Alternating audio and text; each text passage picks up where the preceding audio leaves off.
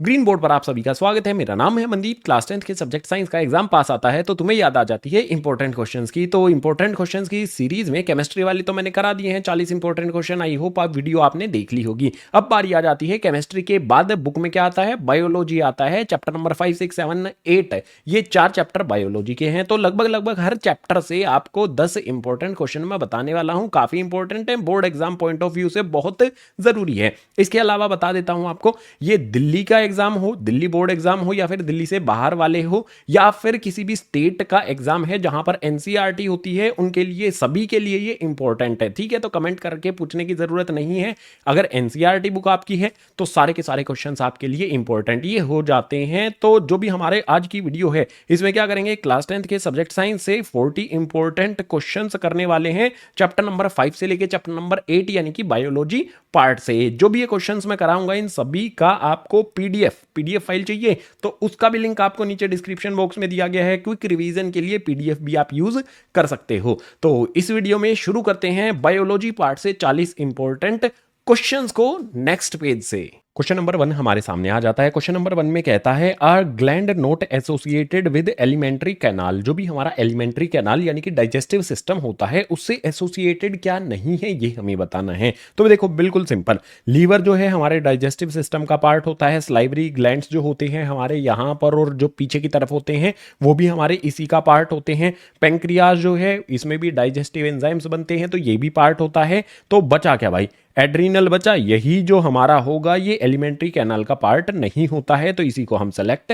कर लेंगे। Easy PG answer यहां पर हो जाता है। देखो हमें यहां पर इस तरह से भी देखना है, लीवर होता है, स्लाइवरी ग्लैंड्स होते हैं, पेंक्रियाज होता है। जो नहीं होता है उसको हमें सेलेक्ट कर लेना है। वो हमारा क्वेश्चन नंबर 1 का आंसर हो गया। क्वेश्चन नंबर 2 हमारे सामने आ जाता है। क्वेश्चन नंबर 2 में हमें यहां पर दिया गया है फ्रॉम द गिवन पिक्चर। एक पिक्चर हमें यहां पर दे दी जाती है। इस पिक्चर में हमसे पूछता क्या है भैया, जो भी ये पिक्चर दी गई है ना ये डाइजेस्टिव सिस्टम की है। Identify the part labelled as the pancreas. हमें उसको आइडेंटिफाई करना है, जो पेंक्रियाज है वही हमारा आंसर होगा। तो ए बी सी डी यहां पर लिखा गया है, हमें बताना है ये ए क्या है, ये बी वाला क्या है, उसके बाद ये सी वाला क्या है, उसके बाद ये डी वाला क्या है। मतलब सारे हमें पता होने चाहिए तभी हम आइडेंटिफाई कर पाएंगे पेंक्रियाज को। तो इन शॉर्ट डायग्राम भी ये इंपॉर्टेंट है। तो जो भी नेमिंग है ए बी सी डी वो मैं आपके लिए कर देता हूं।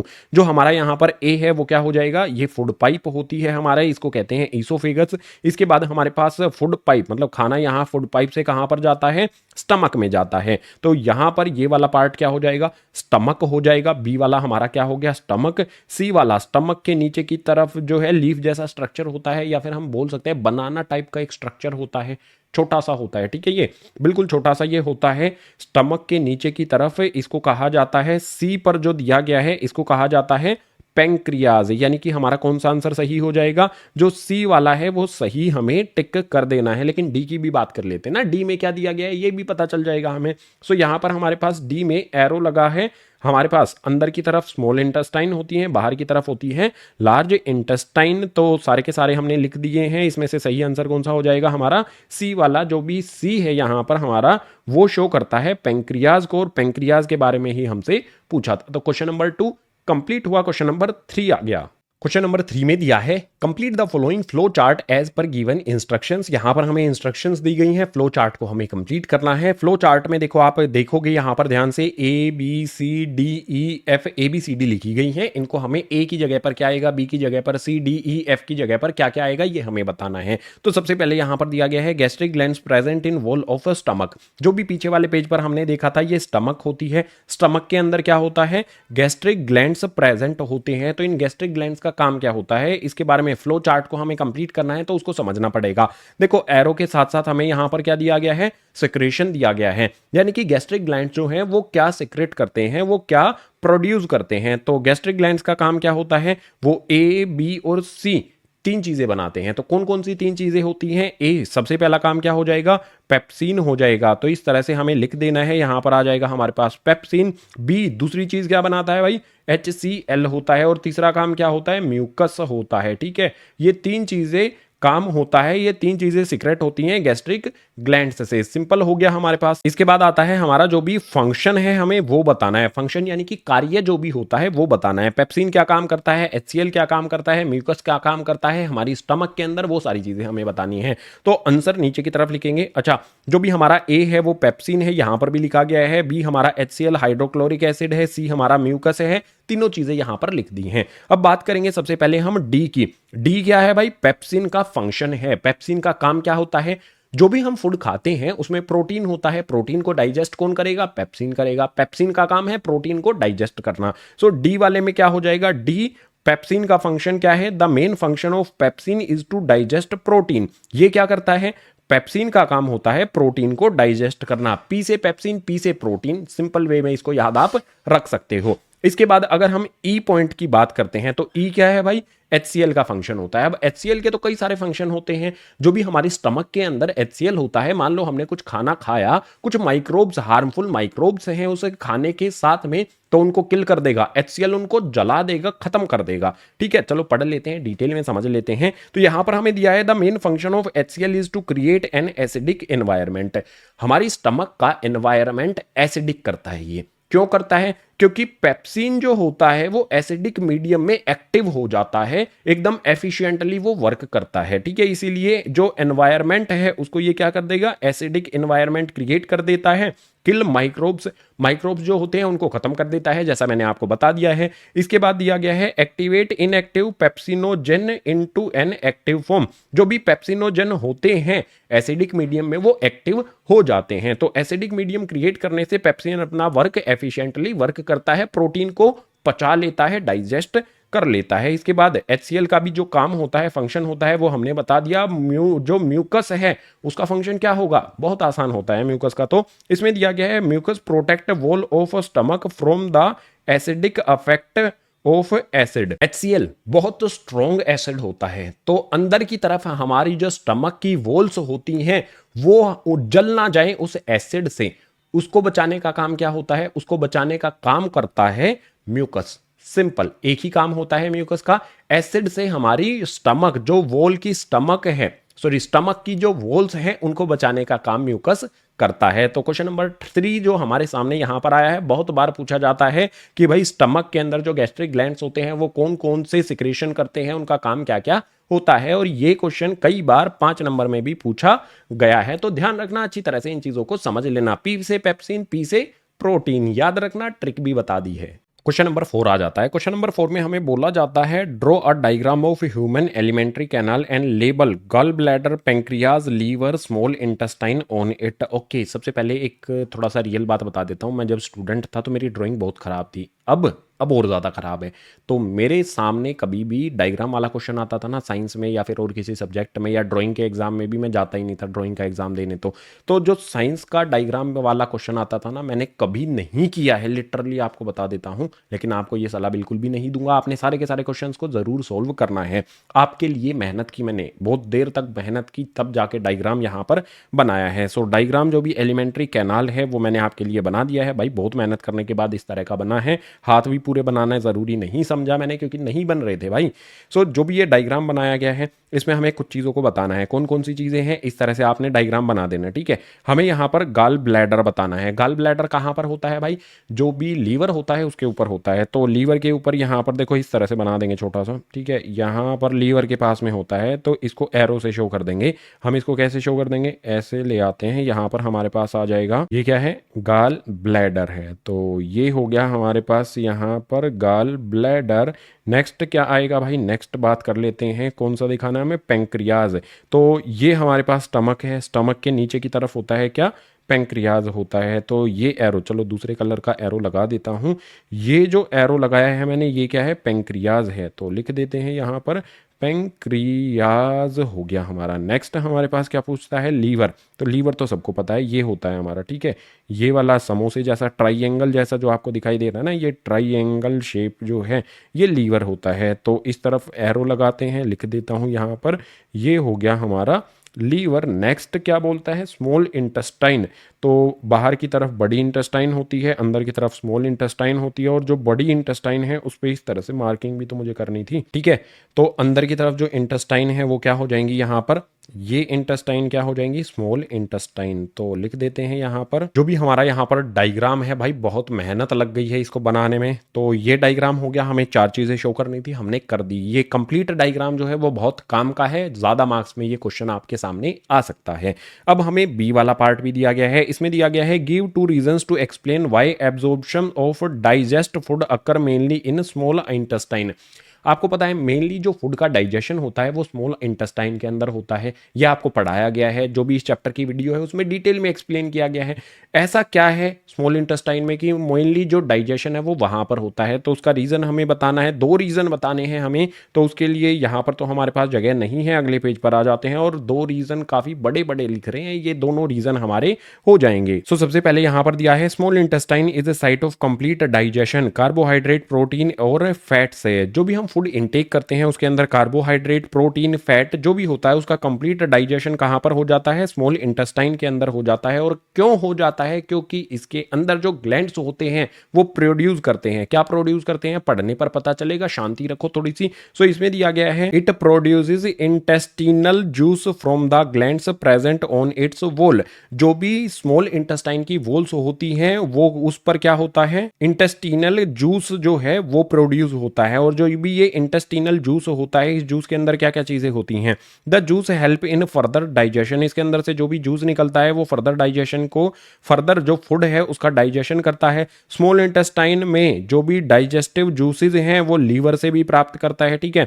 लीवर जो भी सीक्रेट करता है वो स्मॉल इंटेस्टाइन तक पहुंचाता है। तो इसके कारण जो भी फैट ग्लोब्यूल्स होते हैं उनका इमल्सिफिकेशन हो पाता है। जो भी लीवर से मिलता है उससे फैट ग्लोब्यूल्स का इमल्सिफिकेशन हो पाता है। इसके अलावा पेंक्रियाज जो है वो भी क्या करता है, पेंक्रियाटिक जूस बनाता है और उसको कहां पर भेज देता है, स्मॉल इंटेस्टाइन में भेज देता है। यानी कि सारी चीजें फूड पर हमला कर देती हैं जब फूड स्मॉल इंटेस्टाइन के अंदर होता है। तो पेंक्रियाज पेंक्रियाटिक जूस भेज देता है और उससे क्या होता है, जो भी प्रोटीन है और इमल्सिफाइड फैट होता है उसको वो डाइजेस्ट कर लेता है। तो जो भी डाइजेस्टेड फूड है फाइनली एब्जॉर्ब कर लिया जाता है इंटेस्टिनल वॉल्स के द्वारा। और ये कैसे एब्जॉर्ब किया जाता है, इसके लिए हमें दूसरा पॉइंट बताना पड़ेगा। स्मॉल इंटेस्टाइन में फिंगर जैसी प्रोजेक्शंस होती हैं, उनको कहा जाता है विली। तो उसके बारे में हमें यहां पर दिया गया है, villi are finger like projections in small intestine. बहुत सारी होती हैं, ये बहुत सारी संख्या में होती हैं। इसका होता क्या है, इसके होने से क्या होगा, जो सरफेस एरिया है वो इंक्रीज हो जाता है। मैथमेटिक्स में पढ़ते हो ना तुम, सरफेस एरिया, ज्यादा सरफेस एरिया होगा तो ज्यादा एब्जॉर्प्शन हो पाएगा फूड का। तो इसमें दिया गया है they help to increase the surface area. Surface area में इंक्रीज हो पाता है फॉर एब्जॉर्प्शन। जो भी फूड है वो ज्यादा एब्जॉर्ब हो पाएगा, डाइजेस्टेड फूड ज्यादा एब्जॉर्ब हो पाता है ज्यादा सरफेस एरिया होने से। Villi are rich supplied with blood vessels.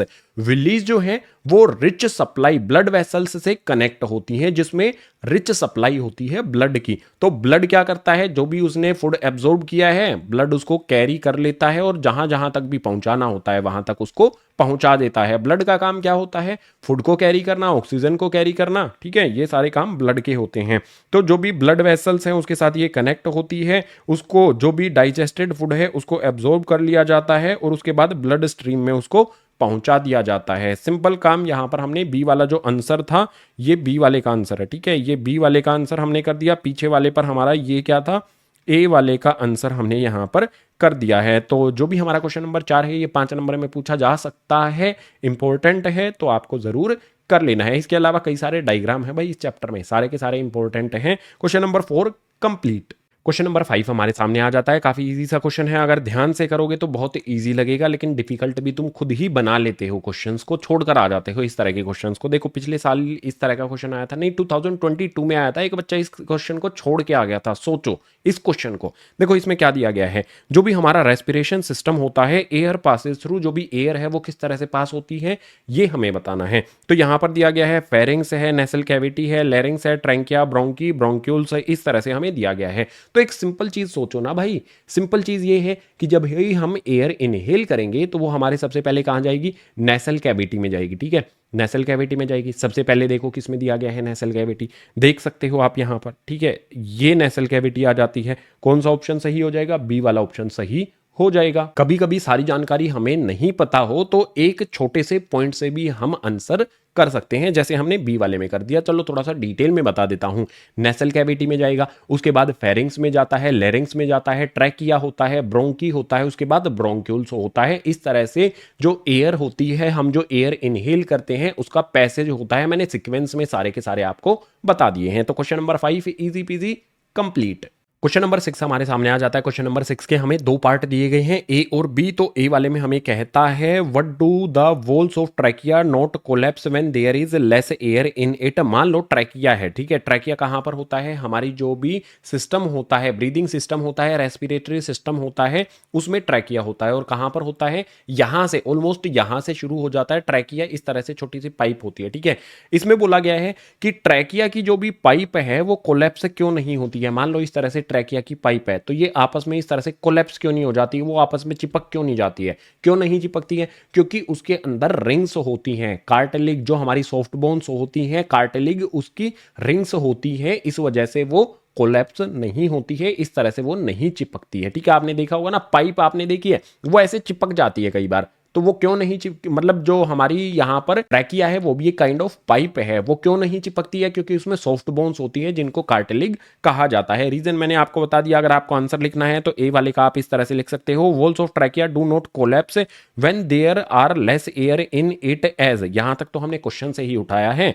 It is supported by rings of soft bones of cartilage. तो जो भी सॉफ्ट बोन्स होती हैं वो उसको सपोर्ट प्रोवाइड करती हैं, जिनको कहा जाता है, सॉफ्ट बोन्स जो सपोर्ट प्रोवाइड करती है उन सॉफ्ट बोन्स को कहा जाता है कार्टिलेज। इसके बाद बी वाले में कहता है how are lungs design in human beings to maximise the area of exchange of gases. हमारे जो लंग्स हैं, हमारे जो फेफड़े हैं, उनको किस तरह से डिजाइन किया गया है ताकि वो मैक्सिमम एयर जो है उसको एक्सचेंज कर सके, मैक्सिमम गैसेज को एक्सचेंज कर सके। कि कौन कौन सी गैसेज को करते हैं? ऑक्सीजन और कार्बन डाइऑक्साइड का एक्सचेंज वहां पर होता है। तो उसी के बारे में यहां पर दिया गया है। There are millions of alveoli in the lungs. हमारी लंग्स के अंदर क्या होता है? गुब्बारे जैसी संरचना होती है, बहुत सारी, बहुत लाखों में होती हैं एल्वियोली। एल्वियोली के अंदर क्या होता है? There alveoles providing a very large surface area for the exchange of gases. बहुत बड़ा सरफेस एरिया प्रोवाइड करती हैं ये, किस चीज के लिए? गैसेज के एक्सचेंज होने के लिए। यहां पर हमारे सामने दिया गया है the availability of large surface area maximise the exchange of gases. Large surface area होने की वजह से गैसेज का एक्सचेंज जो होता है वो मैक्सिमाइज रहता है। अब एग्जाम्पल ले लेते हैं, ठीक है। यहां पर एक एग्जाम्पल के लिए हमें बोल दिया गया है, इसको मैंने हाईलाइट भी किया है। For example, if all the alveoli form to human lungs are unfolded. हमारे पास, हर एक मानव के पास दो लंग्स होती हैं, और एल्वियोली को अगर अनफोल्ड कर दें, दोनों की दोनों लंग्स की एल्वियोली को अगर अनफोल्ड कर दिया जाए, तो यहां पर हमें दिया है they would give an area about 80 square metres. तो उनका एरिया कितना हो जाएगा? 80 स्क्वायर मीटर्स का एरिया हो जाता है, जो कि मतलब इवन बहुत सारे लोगों के घर से बड़ा होता है, ठीक है। मतलब हमारे घर से भी लगभग बड़ा ही होगा, मेरा भी घर छोटा सा ही है। सो ये इस तरह से हो जाएगा। क्वेश्चन नंबर 6 का आंसर हमने कर दिया है। जो मैक्सिमाइज है, एक्सचेंज होता है गैसेज का, उसको मैक्सिमाइज करने का काम किसका होता है? एल्वियोलीज का होता है। और ये हजारों लाखों की संख्याओं में प्रेजेंट होती है हमारी लंग्स के अंदर, जो बहुत बड़ा सरफेस एरिया प्रोवाइड कर देती है गैसेज की एक्सचेंज के लिए। सिंपल, इसको आप अपने वर्ड्स में भी बनाकर लिख सकते हो। जरूरी नहीं है किसी भी आंसर को रटना, जस्ट उसके कॉन्सेप्ट को समझना और अपने आप से भी आंसर बनाकर लिखा जा सकता है। Question number 6 complete. Question number 7 हमारे सामने आ जाता है। क्वेश्चन नंबर 7 में कहता है normal blood pressure systolic upon diastolic is. जो भी systolic upon diastolic blood pressure होता है, नॉर्मल रेंज क्या होती है उसकी? नॉर्मल रेंज हमें बतानी है। अगर आप कभी डॉक्टर के पास गए होगे, किसी को, मतलब किसी ऐसे पर्सन को लेके, मतलब आजकल जाते ही डॉक्टर क्या करते हैं? ब्लड प्रेशर चेक करते हैं, और वो यहाँ पे लगाते हैं ना, ऑक्सीजन लेवल चेक करते हैं। तो दो चीजें नॉर्मली डॉक्टर चेक करते ही हैं। कभी उनसे पूछना नॉर्मल रेंज क्या होती है, तो डॉक्टर ही आपको बता देंगे कितनी हो जाएगी। 120 अपॉन में 80 mm ऑफ Hg ये होती है। अब यहां पर आपके दिमाग में सवाल आएगा, ये सिस्टोलिक और डायस्टोलिक क्या है? सिस्टोलिक जो है वो अपर लिमिट होती है प्रेशर की, और डायस्टोलिक जो है वो लोअर लिमिट होती है प्रेशर की। जो भी हमारी आर्टरीज के अंदर ब्लड होता है उसकी ये लिमिट होती है, ठीक है। सिस्टोलिक यानी कि ज्यादा प्रेशर कितना है, और डायस्टोलिक मतलब कम से कम प्रेशर कितना है। तो उसकी नॉर्मल रेंज क्या होती है? 120 अपॉन में 80 होती है। तो बहुत सारे जो मतलब बड़े हो जाते हैं, जब एज में हम बड़े हो जाते हैं तो जो ब्लड प्रेशर है वो थोड़ा सा अप डाउन करता है, ठीक है। एज के साथ इसकी जो नॉर्मल रेंज है वो भी चेंज होती है, लेकिन इन जनरल जो नॉर्मल रेंज मानी गई है वो इसी को एक्सेप्ट किया जाता है। तो ए वाला हमारा आंसर हो जाएगा। क्वेश्चन नंबर 8 हमारे सामने आ जाता है। क्वेश्चन नंबर 8 में कहता है write down any two differences between transportation of materials in xylem and phloem. भाई दो चीजें होती हैं प्लांट में, दो तरह के टिश्यूज होते हैं, xylem tissue and phloem tissue. दोनों की वर्किंग हमें बतानी है, दोनों की फंक्शनिंग हमें बतानी है डिफरेंस के साथ। तो एक तरफ जाइलम लिख लेंगे, एक तरफ फ्लोएम लिख लेंगे। जाइलम के पहले वाले पॉइंट में क्या लिखेंगे, xylem conduct water and dissolve minerals. Xylem क्या करता है, जो भी अर्थ से उसको डिसॉल्व मिनरल्स मिलते हैं पानी के अंदर, पानी के साथ साथ जो भी डिसॉल्व पानी के अंदर जो मिनरल्स होते हैं उनको ये ट्रांसपोर्ट करता है। कहां से मिलता है पानी, रूट्स से मिलता है। तो ये कैसे ट्रांसपोर्ट करेगा, रूट्स से लीव्स या फिर जो भी प्लांट है उसके अदर पार्ट्स तक ये पहुंचाने का काम करता है पानी, और उसके साथ साथ जो भी मिनरल्स उसे मिल जाते हैं उन सभी को। अगर हम बात करें फ्लोएम की, तो फ्लोएम में दिया है phloem conduct prepared food material from leaves to other parts of plant in dissolve form.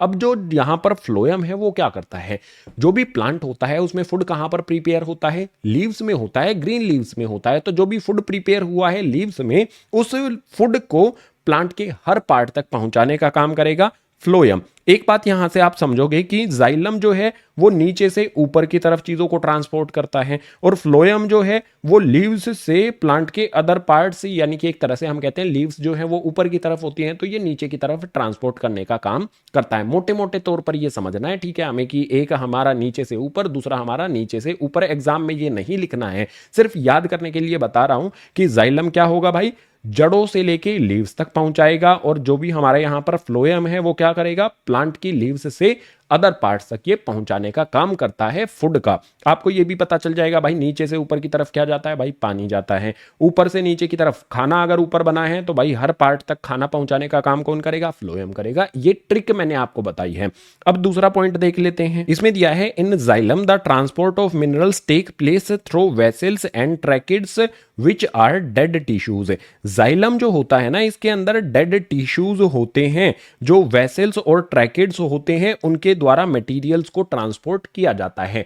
ठीक है, सिंपल चीज हो गई, कुछ इसमें ऐसा इंपॉर्टेंट नहीं है। क्लास 8th में भी आप इसके बारे में पढ़ चुके हो, थोड़ी थोड़ी चीजें तो आपने वहां पर पढ़ी थी। टिश्यूज वाला जो चैप्टर था उसके अंदर आपने ट्रैकिड्स, वेसल्स और जो भी ये जाइलम टिश्यू होता है इसकी थोड़ी सी डिटेल पढ़ी थी, बस वहीं से भी आंसर इसका लिखा जा सकता है। अगर हम फ्लोएम की बात करते हैं तो फ्लोएम में बोलता है transport of material take place through sieve tubes. भाई जो भी, देखो लिख देता हूं, यहां पर मैं लिखनी अंडरलाइन कर देता हूं।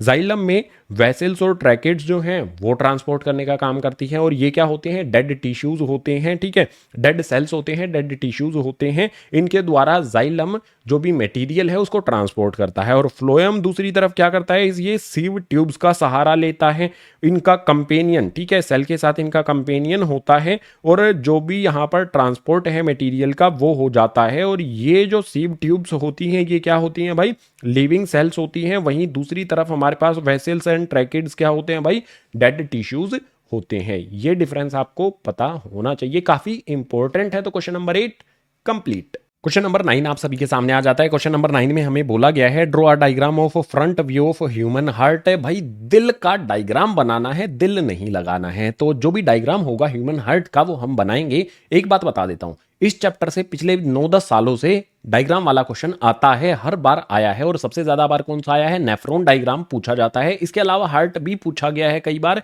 और जो भी रेस्पिरेशन सिस्टम होता है वो भी पूछ लिया जाता है, और जो हमारा यहाँ पर डाइजेस्टिव सिस्टम होता है उसका भी पूछा गया है, लेकिन सबसे ज्यादा बार नेफ्रॉन पूछा जाता है। तो इस वाले में हमें क्या बोला गया है, draw a diagram of front view of human heart. Important जो भी डायग्राम होते हैं इस चैप्टर के वो मैंने आपको बता दिए। ह्यूमन हार्ट का डायग्राम हमें बनाना है। इसके बाद जो भी 6 पार्ट होते हैं, हार्ट में कई सारे पार्ट होते हैं, उन सभी में से कम मतलब हमें 6 पार्ट जो होते हैं उनके नाम रखने हैं, और कम से कम 2 कौन से होने चाहिए, जो कंसर्न होते हैं आर्टेरियल ब्लड सप्लाई से। हार्ट मसल्स को जो ब्लड सप्लाई करने वाली जो आर्टेरियल होती हैं, आर्टरीज होती हैं, उनके भी आपने नाम यहां पर रखने हैं, कम से कम 2 उनके नाम आपने बताने हैं। तो देखो सिंपल सीधी बात, यहाँ पर डायग्राम हमें बनाना है हार्ट का।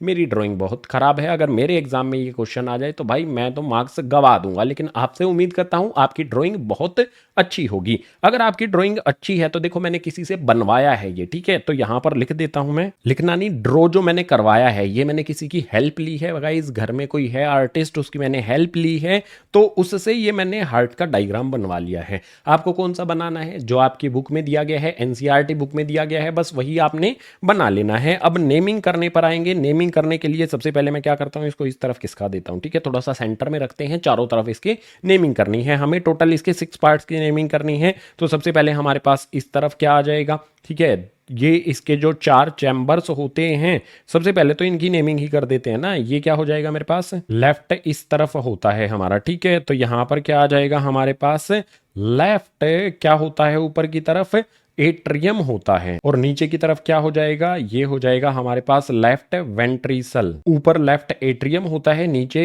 लेफ्ट वेंट्रिसल होता है। भाई लेफ्ट के हो गए, इसी तरह से हम राइट वाले जो हैं उनको भी लिख देते हैं। तो यहां पर हमारे पास क्या हो जाएगा, ये हो जाएगा राइट, उसके बाद हमारे पास हो जाएगा यहां पर एट्रियम, ठीक है, ये हो जाएगा हमारे पास राइट एट्रियम, और यहां पर हो जाएगा हमारे पास राइट, जो भी हमारे पास नेक्स्ट क्या हो जाएगा, ये वेंट्रिसल, ठीक है, तो ये आ जाएगा हमारे पास वेंट्रिसल। हमने यहाँ पर 4 पार्ट की नेमिंग तो कर दी है, 6 नेमिंग कम से कम हमें करनी है, और उसमें 2 कौन सी होनी चाहिए, आर्टेरियल जो ब्लड सप्लाई करती हैं वो भी हमें यहाँ पर बतानी है। तो एक बात और यहाँ पर हम कर सकते हैं, देखो सबसे ऊपर की तरफ ये जो होता है, ये वाली कौन सी होती है, ऑर्टा होती है, तो AORTA ये हमारे पास ऑर्टा हो जाती है, एक हमने ये बता दी है। इसके अलावा यहाँ पर वेना कैवा भी होती है, ठीक है, ये भी आपने करना है, वेना कैवा हो जाएगा ये, ठीक है, तो ये हो गया हमारा। 6 पार्ट तो हमने बता दिए हैं जो आर्टेरियल होती हैं, ब्लड को यहाँ पर पहुंचाती हैं हार्ट से या फिर कैरी करती हैं,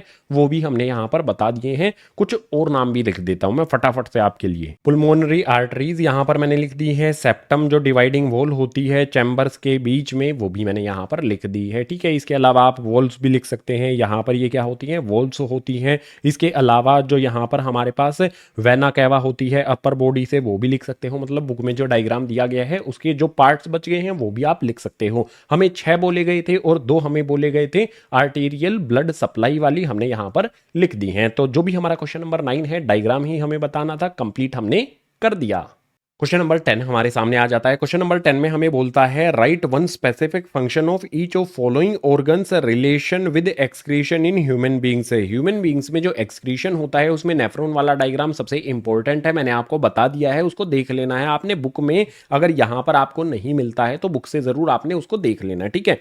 अब यहां पर हमें क्या दिया गया है, जो भी हमारे पास यहां पर ये ऑर्गन से दिए गए हैं, 4 ऑर्गन दिए गए हैं ABCD, इनके लिए हमें हर एक का हमें क्या बताना है, एक स्पेसिफिक फंक्शन बताना है। स्पेसिफिक फंक्शन यानी कि कार्य बताना है हमें, ठीक है। सबसे पहले यहां पर ये दिया गया है रेनल आर्टरी दिया गया है। भाई रेनल आर्टरी का काम क्या होता है, carry blood from heart to kidney. इसका काम होता है कि ये हार्ट से किडनी तक ब्लड को लेकर जाती है, ठीक है, हार्ट से किडनी तक ब्लड को लेकर जाती है, यानी कि डीऑक्सीजनेटेड ब्लड को ये कैरी करती है, वहां से ऑक्सीजनेटेड ब्लड उठा लेती है, ठीक है।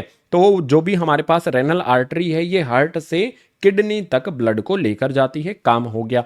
अगली बात करते हैं यहां पर यूरेथ्रा की। भाई यूरेथ्रा में क्या दिया गया है, to expel urine out of the body. Urethra जो होता है वहां पर जो हमारा मूत्र होता है, यूरिन होता है, वो इकट्ठा हो जाता है, उसको बाहर निकलने का काम यूरेथ्रा के द्वारा किया जाता है। नेक्स्ट यहां पर है ग्लोमेरुल्स। ग्लोमेरुल्स क्या करते हैं भाई, ये ब्लड को छानने का काम करते हैं, ठीक है। तो यहां पर आपके सामने आ जाएगा सी वाला हमारे पास यहां पर आता है, to filter the blood passing through it and initiate urine formation. ये ब्लड को फिल्टर करने का काम करता है, बहुत अच्छी तरह से फिल्टर करता है। जो भी नाइट्रोजेनियस वेस्ट होते हैं यानी कि यूरिन होता है उसको ये अलग कर देता है, और यूरिन जो होता है उसमें कन्वर्ट कर देता है, उसके बाद बॉडी से बाहर उसको निकाल दिया जाता है, एक्सक्रीशन उसका कर दिया जाता है। इसके बाद है ट्यूबुलर पार्ट ऑफ नेफ्रॉन। जो भी नेफ्रॉन है उसका ट्यूबुलर ट्यूबुलर पार्ट होता है, ठीक है, लंबी सी ट्यूब जो होती है, वहां पर क्या होता है, जो भी यूरिन बना है, यूरिन में से रीएब्जॉर्प्शन होता है। कुछ ऐसी चीजें जो बॉडी के लिए जरूरी हैं या फिर पानी की कमी अगर बॉडी में होती है तो वहां से वाटर को एब्जॉर्ब कर लिया जाता है। तो इसी तरह की कुछ चीजें यहां पर आएंगी। Major function of tubules is reabsorption, ठीक है, रीएब्जॉर्प्शन का काम यहां पर होता है, ये दोबारा से एब्जॉर्ब किया जाता है। कुछ न्यूट्रिएंट्स मान लो यूरिन में अगर हैं तो उनको बॉडी एब्जॉर्ब कर लेती है। और ये एब्जॉर्प्शन कहां पर होता है, ट्यूबुलर पार्ट जो भी होता है नेफ्रॉन का, उसके अंदर होता है। Also tubular secretion help in urine formation without affecting the electrolyte balance of the body. हमारी बॉडी में इलेक्ट्रोलाइट बैलेंस जो होता है उसको बैलेंस रखने का कार्य भी यही करता है। हमारी बॉडी में कई सारे इलेक्ट्रोलाइट्स होते हैं ना, जैसे sodium, chlorine, magnesium, calcium, potassium, इस तरह के जो इलेक्ट्रोलाइट्स, इनको इलेक्ट्रोलाइट्स कहा जाता है। तो उनको बिना अफेक्ट किए यहां पर क्या हो जाता है, उनको बिना इफेक्ट किए बॉडी में जो यूरिन है उसकी फॉर्मेशन यहां पर हो जाती है, ठीक है। बॉडी के लिए हमारे sodium, chlorine, magnesium, calcium, potassium बहुत सारी चीजें होती हैं, उन्हीं को क्या कहा जाता है, इलेक्ट्रोलाइट्स कहा जाता है। आपने देखा होगा कई सारे फूड पैकेट्स पर लिखा होता है इलेक्ट्रोलाइट्स, जो भी है वो इलेक्ट्रोलाइट्स यही होते हैं। सोडियम होता है, क्लोरीन होता है, इसके अलावा मैग्नीशियम होता है, कैल्शियम होता है, इसी तरह की चीजें होती हैं, ठीक है। पोटेशियम भी होता है जो हमें बनाना से मिलता है। तो ये सारी चीजें इलेक्ट्रोलाइट होती हैं। इलेक्ट्रोलाइट को बिना अफेक्ट किए ये क्या करता है, यूरिन बनाता है। यूरिन की फॉर्मेशन यहां पर इसी की मदद से होती है। तो question number 10 complete. Question number 11 आ जाता है। क्वेश्चन नंबर 11 का ए और बी हमें दिया गया है, तो यहां पर हमारे सामने आ जाता है name two excretory products other than O2 and CO2 in plants. जो भी प्लांट होते हैं उसमें एक्सक्रीशन का काम होता है। प्लांट क्या करता है, एक्सेल करता है भाई, रात को क्या करता है, कार्बन डाइऑक्साइड एक्सेल करता है और दिन में ऑक्सीजन जो होती है उसको एक्सेल करता है। क्या इनके अलावा और कोई भी ऐसे सब्सटेंस हैं जिनका वो बाहर छोड़ता है, यानी कि एक्सक्रेटरी प्रोडक्ट्स हैं? बिल्कुल हैं भाई, रेजेंस होती हैं, ठीक है, रेजिन्स होती हैं, गम्स होते हैं, जिनसे मतलब कुछ फूड प्रोडक्ट वगैरह भी बनाए जाते हैं, ठीक है। तो रेजिन्स एंड गम्स जो हैं ये ऑक्सीजन और कार्बन डाइऑक्साइड के अलावा प्लांट के ऐसे दो प्रोडक्ट हैं जो प्लांट के एक्सक्रेटरी सिस्टम से, मतलब प्लांट अपने आप से बाहर इनको निकालता है, ठीक है। इसके बाद यहां पर हमसे पूछता है why is urine yellow in colour. आपने कभी सोचा है ये सवाल कि यूरिन जो होता है वो येलो कलर का क्यों होता है? मतलब अगर हम पानी ज्यादा पी लेंगे तो उसका येलोइश जो होती है उसकी स्ट्रेंथ कम हो जाती है। पानी अगर हम कम पिएंगे तो येलो की जो स्ट्रेंथ है वो ज्यादा हो जाती है, ठीक है। जैसे आप ये सोच लो कि हमने अगर एक गिलास, एक जग में हमने एक ड्रॉप इंक डाल दी है और एक गिलास में हमने एक ड्रॉप इंक डाल दी है, तो ज्यादा कलर किस में शो होगा, गहरा कलर किस में शो होगा, ग्लास में होगा, क्योंकि ऑब्वियस सी बात है उसमें कम पानी है। अगर हम कम पानी पिएंगे तो येलोइश जो कलर है वो ज्यादा आएगा, अगर हम ज्यादा पानी पी लेंगे तो येलोइश कलर कम आएगा। अब ये होता किस वजह से है, सवाल यहां से बनता है। ये बनता है ये किसकी वजह से होता है, यूरोक्रोम की वजह से। देखो ब्राउजर होता है ना, ब्राउजर होता है गूगल क्रोम, ठीक है। तो यहां से आप क्रोम याद रख लो, बस उसके आगे यूरिन का यूरो लगा दो। यूरोक्रोम से यहां पर यूरोक्रोम ये एक पिगमेंट होता है। ये किस तरह का पिगमेंट होता है, येलो कलर का ये पिगमेंट होता है। पिगमेंट अपने आप में कलर होता है, ठीक है। तो यूरोक्रोम एक येलो कलर होता है जो यूरिन के अंदर होता है, जिसकी वजह से यूरिन का कलर क्या हो जाता है, येलो होता है। अगर हम ज्यादा पानी पी लेंगे तो जो यूरोक्रोम है वो कम हो जाएगा, ठीक है, कम नहीं होगा, वो उतना ही रहेगा। जैसे एग्जांपल दिया ना हमने, एक जग पानी पी लिया तो उसमें कलर की जो स्ट्रेंथ है वो कम हो जाएगी, यूरोक्रोम की जो स्ट्रेंथ है वो कम हो जाएगी, इसीलिए उसका जो कलर है येलो जो है, येलोइश जो है वो कम स्ट्रेंथ के साथ दिखाई देगा। अगर हम पानी कम पिएंगे तो ज्यादा येलो आपको वो दिखाई देता है। तो क्वेश्चन नंबर 11 में दो इंटरेस्टिंग चीजें हमें यहां पर जानने को मिल जाती हैं, और स्पेशली यूरिन से रिलेटेड कभी सवाल दिमाग में तुम्हारे आया ही नहीं होगा, तो मेरे दिमाग में भी नहीं आया है। हो सकता है आपके में आया हो, लेकिन मेरे में नहीं आया था। सो क्वेश्चन नंबर 11 का ए और बी हमने यहां पर कर लिया है कंप्लीट। नेक्स्ट वाला चैप्टर हमारा शुरू हो जाता है। नेक्स्ट चैप्टर का नाम है कंट्रोल एंड कोऑर्डिनेशन। अब यहां पर पीछे वाला जो हमारा चैप्टर था लाइफ प्रोसेसेस, उसमें एक इंपॉर्टेंट पॉइंट मैंने मिस कर दिया है। मैंने आपको वो बता तो दिया है, लेकिन फिर से बता देता हूं। नेफ्रॉन जो हमारी होती है उसका डायग्राम इंपॉर्टेंट है, ये आप खुद से कर लेना, ठीक है। इसमें इंक्लूड नहीं है, वो अलग से आपको डायग्राम कर लेना है। और नेफ्रॉन जो है उसके अलग अलग पार्ट जो होते हैं, लेबल्ड डायग्राम आपने कर लेना है। सो जो भी हमारा ये वाला चैप्टर शुरू होता है, इसमें क्वेश्चन नंबर 12 आता है, मतलब इस चैप्टर का पहला क्वेश्चन। लेकिन हमारी इस इंपॉर्टेंट क्वेश्चन सीरीज का 12th क्वेश्चन हमारे सामने आ जाता है। इसमें कहता है which part of a nerve cell contain a nucleus. आपने देखा होगा नर्व सेल होता है, ठीक है। नर्व सेल किस तरह से होता है, मतलब इस तरह से होता है, ठीक है। उसके बाद यहाँ पर हमारे पास इस तरह से, मतलब इस तरह का होता है। रफली मैंने आपके लिए ये बनाया है। तो जो भी नर्व सेल होता है उसमें न्यूक्लियस कहाँ पर होता है, ये वाले पार्ट में यहाँ पर न्यूक्लियस होता है, ठीक है, यहाँ पर न्यूक्लियस होता है। अब ये वाला पार्ट होता क्या है, इसको सेल बॉडी कहते हैं या फिर इसको साइटोन बोला जाता है, ठीक है, सेल बॉडी या फिर साइटोन। तो देखो कहाँ पर ऑप्शन में है, सी वाला ऑप्शन देखो, साइटोन हमें दिया गया है। तो साइटोन में न्यूक्लियस प्रेजेंट होता है नर्व सेल के अंदर, ठीक है। सिंपल बात यहां पर हमारी हो गई। क्वेश्चन नंबर 12 हमने कंप्लीट कर लिया। अब जो भी हमारा ये नर्व सेल है ना, ये नर्व सेल भी एक इंपॉर्टेंट डायग्राम होता है।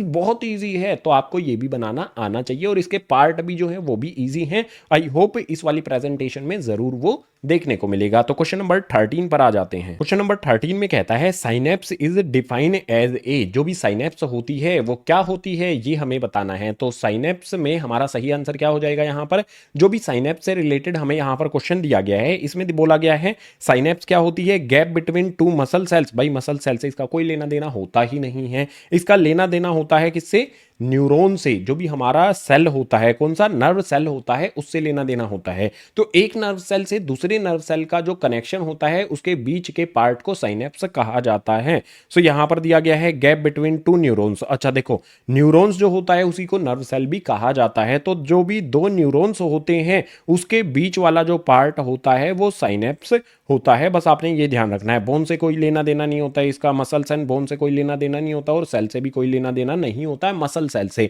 न्यूरॉन से लेना देना होता है। दो न्यूरॉन्स हैं, ठीक है। हमारे पास क्या है, यहां पर एक न्यूरॉन है, इस तरह से देखो रफली बना रहा हूं मैं, ठीक है, और यहां पर हमारे पास ये एक न्यूरॉन है। तो इस न्यूरॉन्स के बीच में यहां पर ये इसके यहां पर कनेक्ट होगी, ठीक है। कनेक्शन जो होता है इसके बीच वाला जो पार्ट होता है उसको साइनेप्स कहा जाता है और इसमें केमिकल सब्सटेंसेस होते हैं। तो साइनेप्स भी यहां पर हमारे पास क्या हो जाएगा, न्यूरॉन के, दो न्यूरॉन के बीच वाले पार्ट को साइनेप्स कहा जाता है। इजी पीजी क्वेश्चन नंबर 13 हमने यहां पर समझ लिया है। 14 के लिए मूव कर लेते हैं अगले पेज पर। आ गया हमारा अगला पेज। तो यहां पर हमारे सामने आता है what are receptors define stimulus. दो चीजें पूछता है, रिसेप्टर्स क्या होते हैं और स्टिमुलस क्या होता है। तो रिसेप्टर के बारे में हमें यहां पर दिया है, it is a cell of group of cell, it is a cell और ग्रुप ऑफ सेल्स, ठीक है। यहां पर क्या आ जाएगा हमारे पास, गलत लिखा गया है, ये आ जाएगा हमारे पास और, या तो ये एक सेल होता है या ग्रुप ऑफ सेल्स होते हैं। ये स्पेशलाइज होते हैं डिटेक्ट करने के लिए एक पर्टिकुलर स्टिमुलस को and initiate the transmission of impulse via sensory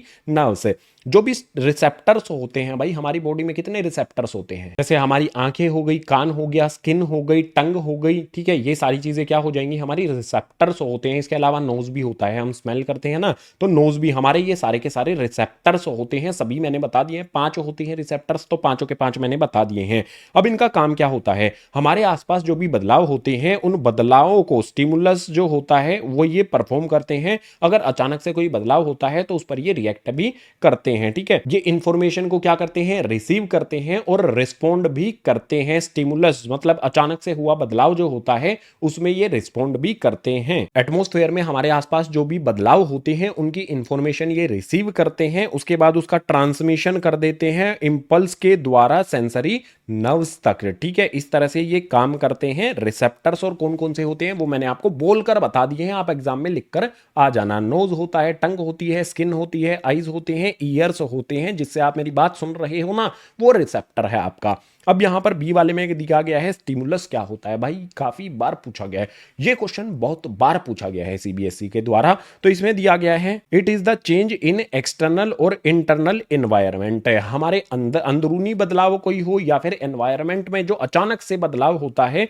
उसको स्टिमुलस कहते हैं, उसको नहीं, उसके प्रति जो हम रिएक्ट करते हैं उसको स्टिमुलस कहा जाता है। तो ये एक चेंज होता है एक्सटर्नल या फिर इंटरनल एनवायरनमेंट में किसी भी ऑर्गेनिज्म में that provokes a psychological and behavioral response in the organism, जिसके प्रति हम क्या करते हैं, साइकोलॉजिकल या फिर बिहेवियर रिस्पॉन्स करते हैं। हम अचानक से कोई भी बदलाव होता है, जैसे हमने किसी गर्म चीज को छू लिया जैसे मैंने कल परसों पता है क्या किया था, चाय पी ली थी तो बोला नहीं गया काफ़ी देर तक, यार जीभ जल गई है, अभी भी वो मुझे फील हो रहा है, तो कप भी बस गिरने वाला था, बच गया। तो ये क्या था, रिस्पॉन्स था मेरा। अचानक जो भी मेरे आसपास चेंज हुआ उसके प्रति मेरी बॉडी रिस्पॉन्स कर देती है। इतना माइंड, मतलब माइंड तक इंफॉर्मेशन जाने से पहले रिएक्शन हो जाता है, उसको स्टिमुलस कहा जाता है। डेफिनेशन आप सभी के सामने आ जाती है इजी से। क्वेश्चन नंबर 14 कंप्लीट हो जाता है। इस तरह का क्वेश्चन 2 नंबर में बहुत बार पूछा गया है। क्वेश्चन नंबर 15 के लिए चलते हैं। आ गया भाई क्वेश्चन नंबर 15। चलो इसमें यहां पर हमें क्या दिया गया है भाई, एक न्यूरॉन दिया गया है हमें यहां पर, ठीक है। नर्व सेल भी हम इसको बोल सकते हैं, न्यूरॉन भी हम इसको बोल सकते हैं। इसमें हमारे पास क्या है, ए वाला दिया गया है, बी वाला दिया गया है, यानी कि इनका नामकरण हमें करना होगा। ए पर क्या होता है, ये डेंड्राइट होता है,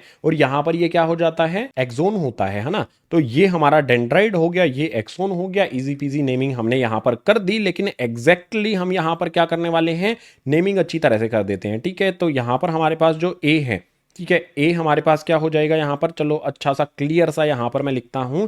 मेरे पास यहां पर ए जो है, मतलब यहां पर मेरे पास ए, ये जो है ये क्या हो जाएगा, डेंड्राइट। ए वाला डेंड्राइट हो गया। बी मेरे पास क्या हो जाएगा, ये हो जाएगा हमारे पास एक्सोन। इसके अलावा आपको पता है ना ये क्या होता है भाई, न्यूक्लियस। अब आपने सबसे पहला जो क्वेश्चन था, क्वेश्चन नंबर 12 आपने देखा था, आप ये पूछोगे कि भैया ये साइटोन क्या होता है। तो देखो ये वाला जो पार्ट होता है ना, यहां पर इंपॉर्टेंट बता देता हूं, जो इतना वाला पार्ट आपको दिखाई दे रहा है ना, इसको क्या कहा जाता है, इसको साइटोन कहा जाता है, ठीक है। इस वाले पूरे के पूरे पार्ट को साइटोन कहा जाता है। इसके अंदर डेंड्राइट्स होते हैं, न्यूक्लियस होता है, और ये जो पार्ट होता है ये सेल की बॉडी होता है। तो इसका भी नाम मैं यहां पर लिख देता हूं, ये क्या हो जाएगा हमारे पास, सेल बॉडी इसको कहा जाता है, ठीक है। ये है सेल बॉडी। इसके अंदर ये डार्क कलर का जो आपको दिख रहा है, जो मैंने अभी अभी डार्क किया है नियोन कलर से जो आपको दिखाई दे रहा है, इसको न्यूक्लियस कहा जाता है। इसके अलावा भी कुछ है क्या, जो भी एक्सोन होते हैं उसके बीच में नोड्स भी होते हैं, जो आपको ये थोड़ी सी जगह दिखाई दे रही है ना, इनको नोड्स कहा जाता है। आई थिंक क्लास 10th में इतना ही है, इससे ज्यादा कुछ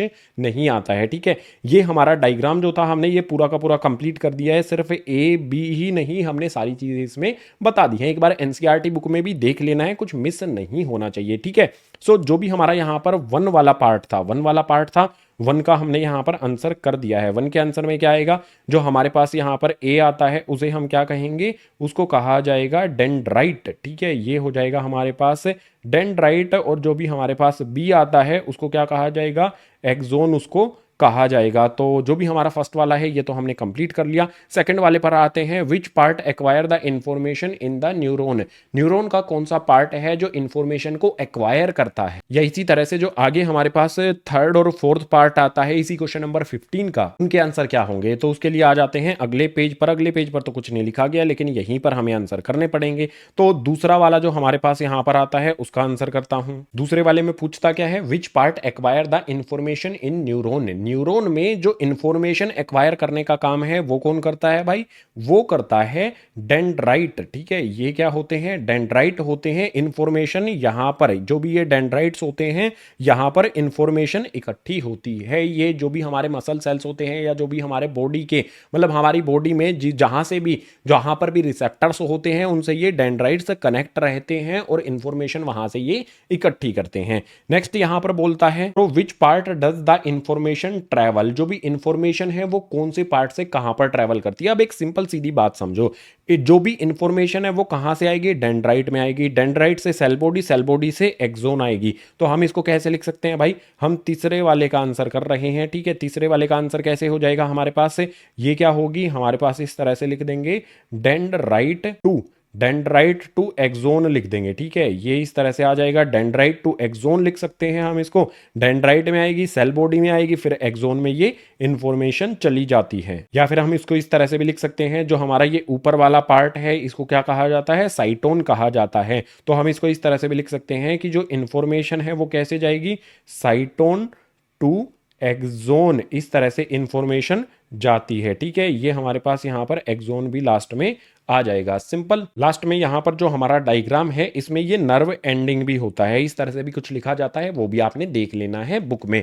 इसके बाद नेक्स्ट सवाल हमसे पूछा जाता है, फोर्थ वाला, in what form does information travel. Information किस फॉर्म में ट्रेवल करती है। तो इंपल्स की फॉर्म में ट्रेवल करती है। कौन सी इंपल्स की फॉर्म में? इलेक्ट्रिकल इंपल्स की फॉर्म में, जो भी इंफॉर्मेशन रिसेप्टर्स के द्वारा इसमें एक्वायर की जाती है। इसमें जो एक्वायर की जाती है वो इलेक्ट्रिकल इंपल्सेस के द्वारा ट्रेवल करती है, एक न्यूरॉन से दूसरे न्यूरॉन, उसके बाद उससे अगले न्यूरॉन, और इसी तरह से लाखों हमारे अंदर न्यूरॉन हैं, वो ब्रेन तक बात को पहुंचा देते हैं, इंफॉर्मेशन को पहुंचा देते हैं। ठीक है, तो क्वेश्चन नंबर 15 का 1 2 3 4 सब हमने कंप्लीट कर लिया।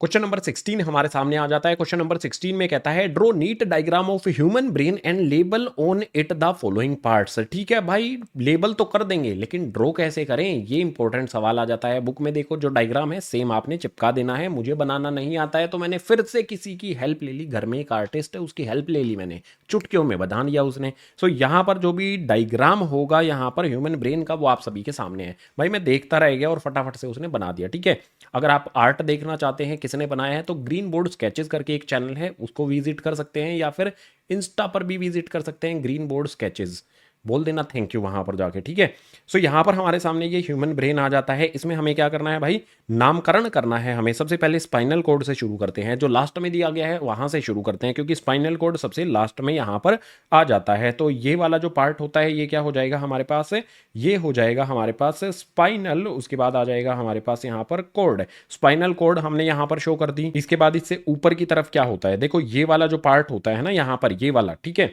ये इस तरफ, ठीक है, ये इस तरह से जुड़ा होगा। ये वाला जो पार्ट होता है ना, ये होता है मेड्यूला।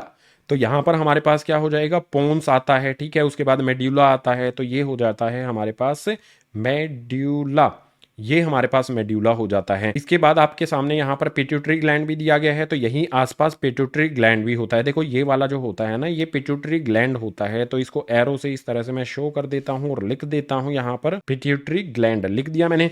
अब यहाँ पर नेक्स्ट बारी आ जाती है, मिड ब्रेन दिया गया है, हाँ दिया गया है, तो मिड ब्रेन की बारी आ जाती है। भाई ये वाला जो पार्ट होता है, ठीक है, ये वाला जो पार्ट होता है ये मिड ब्रेन होता है। तो एरो यहाँ पर लगा लेता हूँ, ठीक है, यहाँ पर लिख देते हैं, ये क्या हो गया, मिड ब्रेन हो गया। ठीक है, ये मिड ब्रेन यहाँ पर आ जाता है।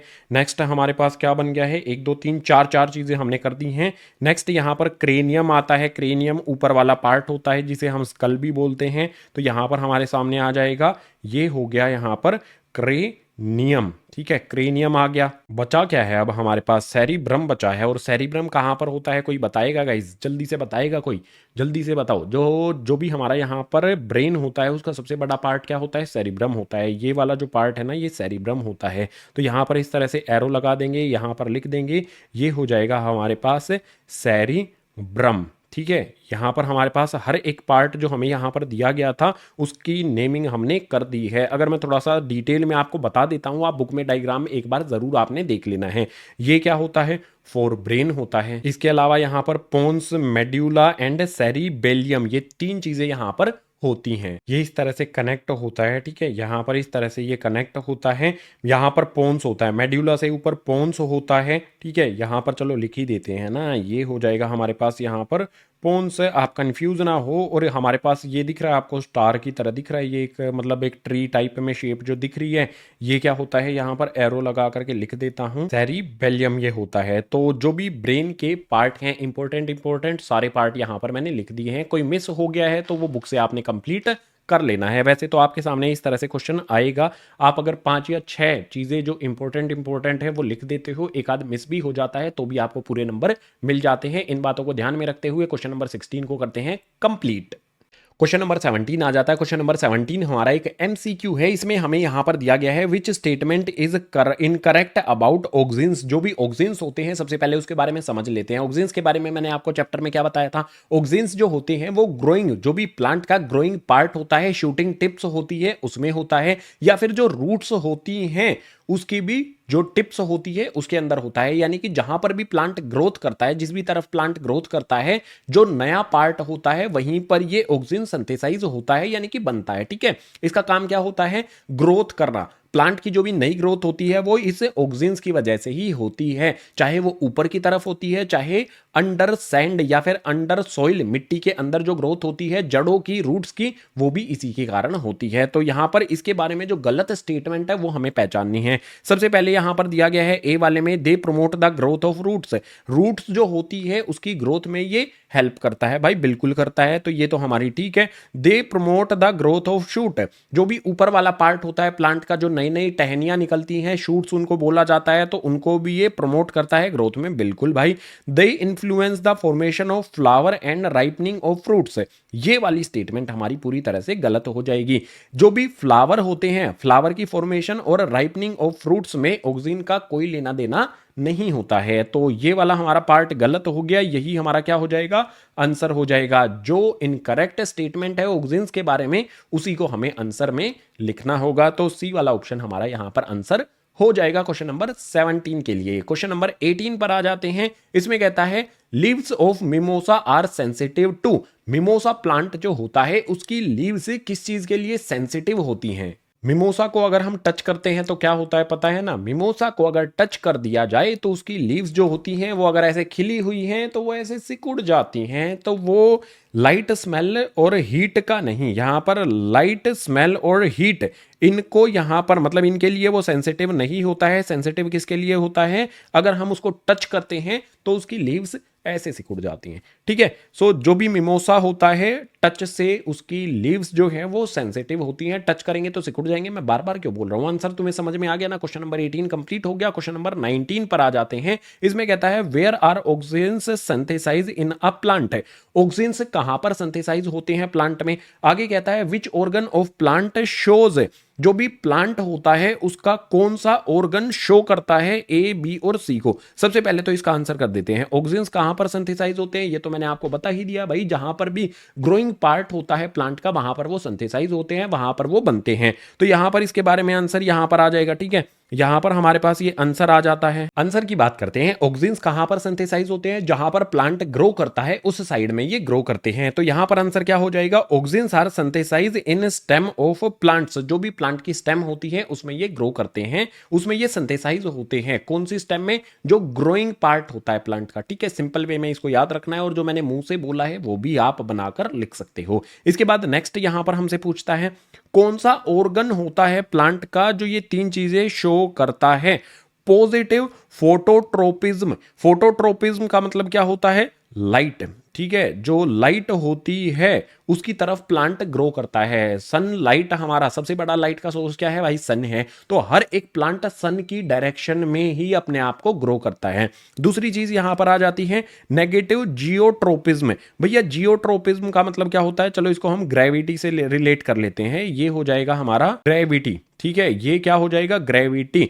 जियोट्रोपिज्म का मतलब होता है ग्रेविटी, और नेगेटिव जियोट्रोपिज्म का मतलब होगा ग्रेविटी के अगेंस्ट। तो आपने देखा होगा प्लांट की जो ग्रोथ डायरेक्शन होती है वो किस डायरेक्शन में होता है? ग्रेविटी। मतलब इस तरह से हमारी ये प्लेनेट अर्थ है, प्लांट इस पे किस तरह से? ऊपर की डायरेक्शन में ग्रो करता है। ठीक है, ऐसे अभी पौधा है ये ऊपर की डायरेक्शन में ग्रो करता है, तो ग्रेविटी क्या किस डायरेक्शन में है? नीचे की तरफ। लेकिन प्लांट की ग्रोथ किस तरफ होती है? ग्रेविटी के अगेंस्ट, यानी कि नेगेटिव जियोट्रोपिज्म यहां पर होता है। इसके अलावा यहां पर बोला गया है पॉजिटिव हाइड्रोट्रोपिज्म। हाइड्रो हमारा क्या होता है?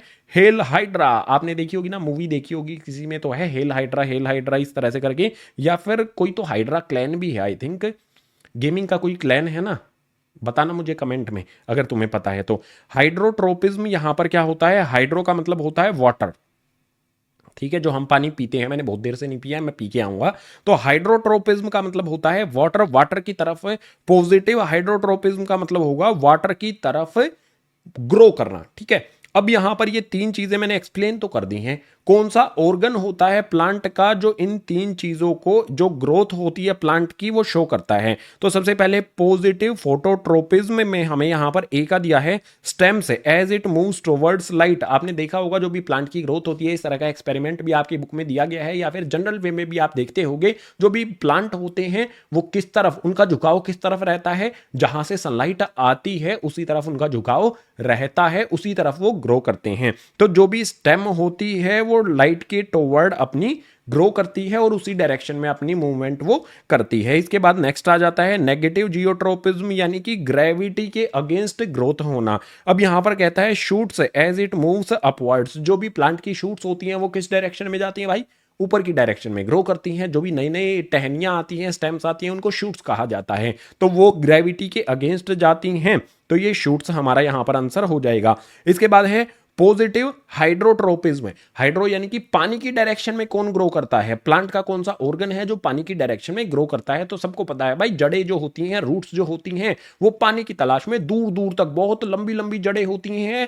मिट्टी के नीचे किसी भी बड़ा अगर पेड़ होता है तो उसकी बहुत बहुत बड़ी जड़ें होती हैं, बहुत बड़ी बड़ी रूट्स होती हैं। तो roots as it moves towards water in soil, मिट्टी के अंदर जो पानी होता है, पानी की नमी होती है, उससे वो वाटर को एब्जॉर्ब कर लेती हैं। तो ये पानी की खोज में पानी की डायरेक्शन में ग्रो करती हैं। ठीक है, तो यहां पर हमने जो भी ये थे, positive phototropism, negative geotropism, positive hydrotropism, जो भी ऑर्गन्स हैं वो हमने यहां पर बता दिए हैं। तो question number 19 complete. Question number 20 के लिए आ जाते हैं। क्वेश्चन नंबर 20 में हमें कहता है राइट नेम्स ऑफ 4 हॉर्मोन्स, हमें 4 हॉर्मोन्स के नाम बताने हैं। पहले क्वेश्चन पूरा पढ़ लेते हैं, कभी हम प्लांट हार्मोन के नाम बता दें हमें और कुछ पूछा गया हो। तो इसमें कहता है write name of 4 hormones secreted bye pituitary gland and also right their functions.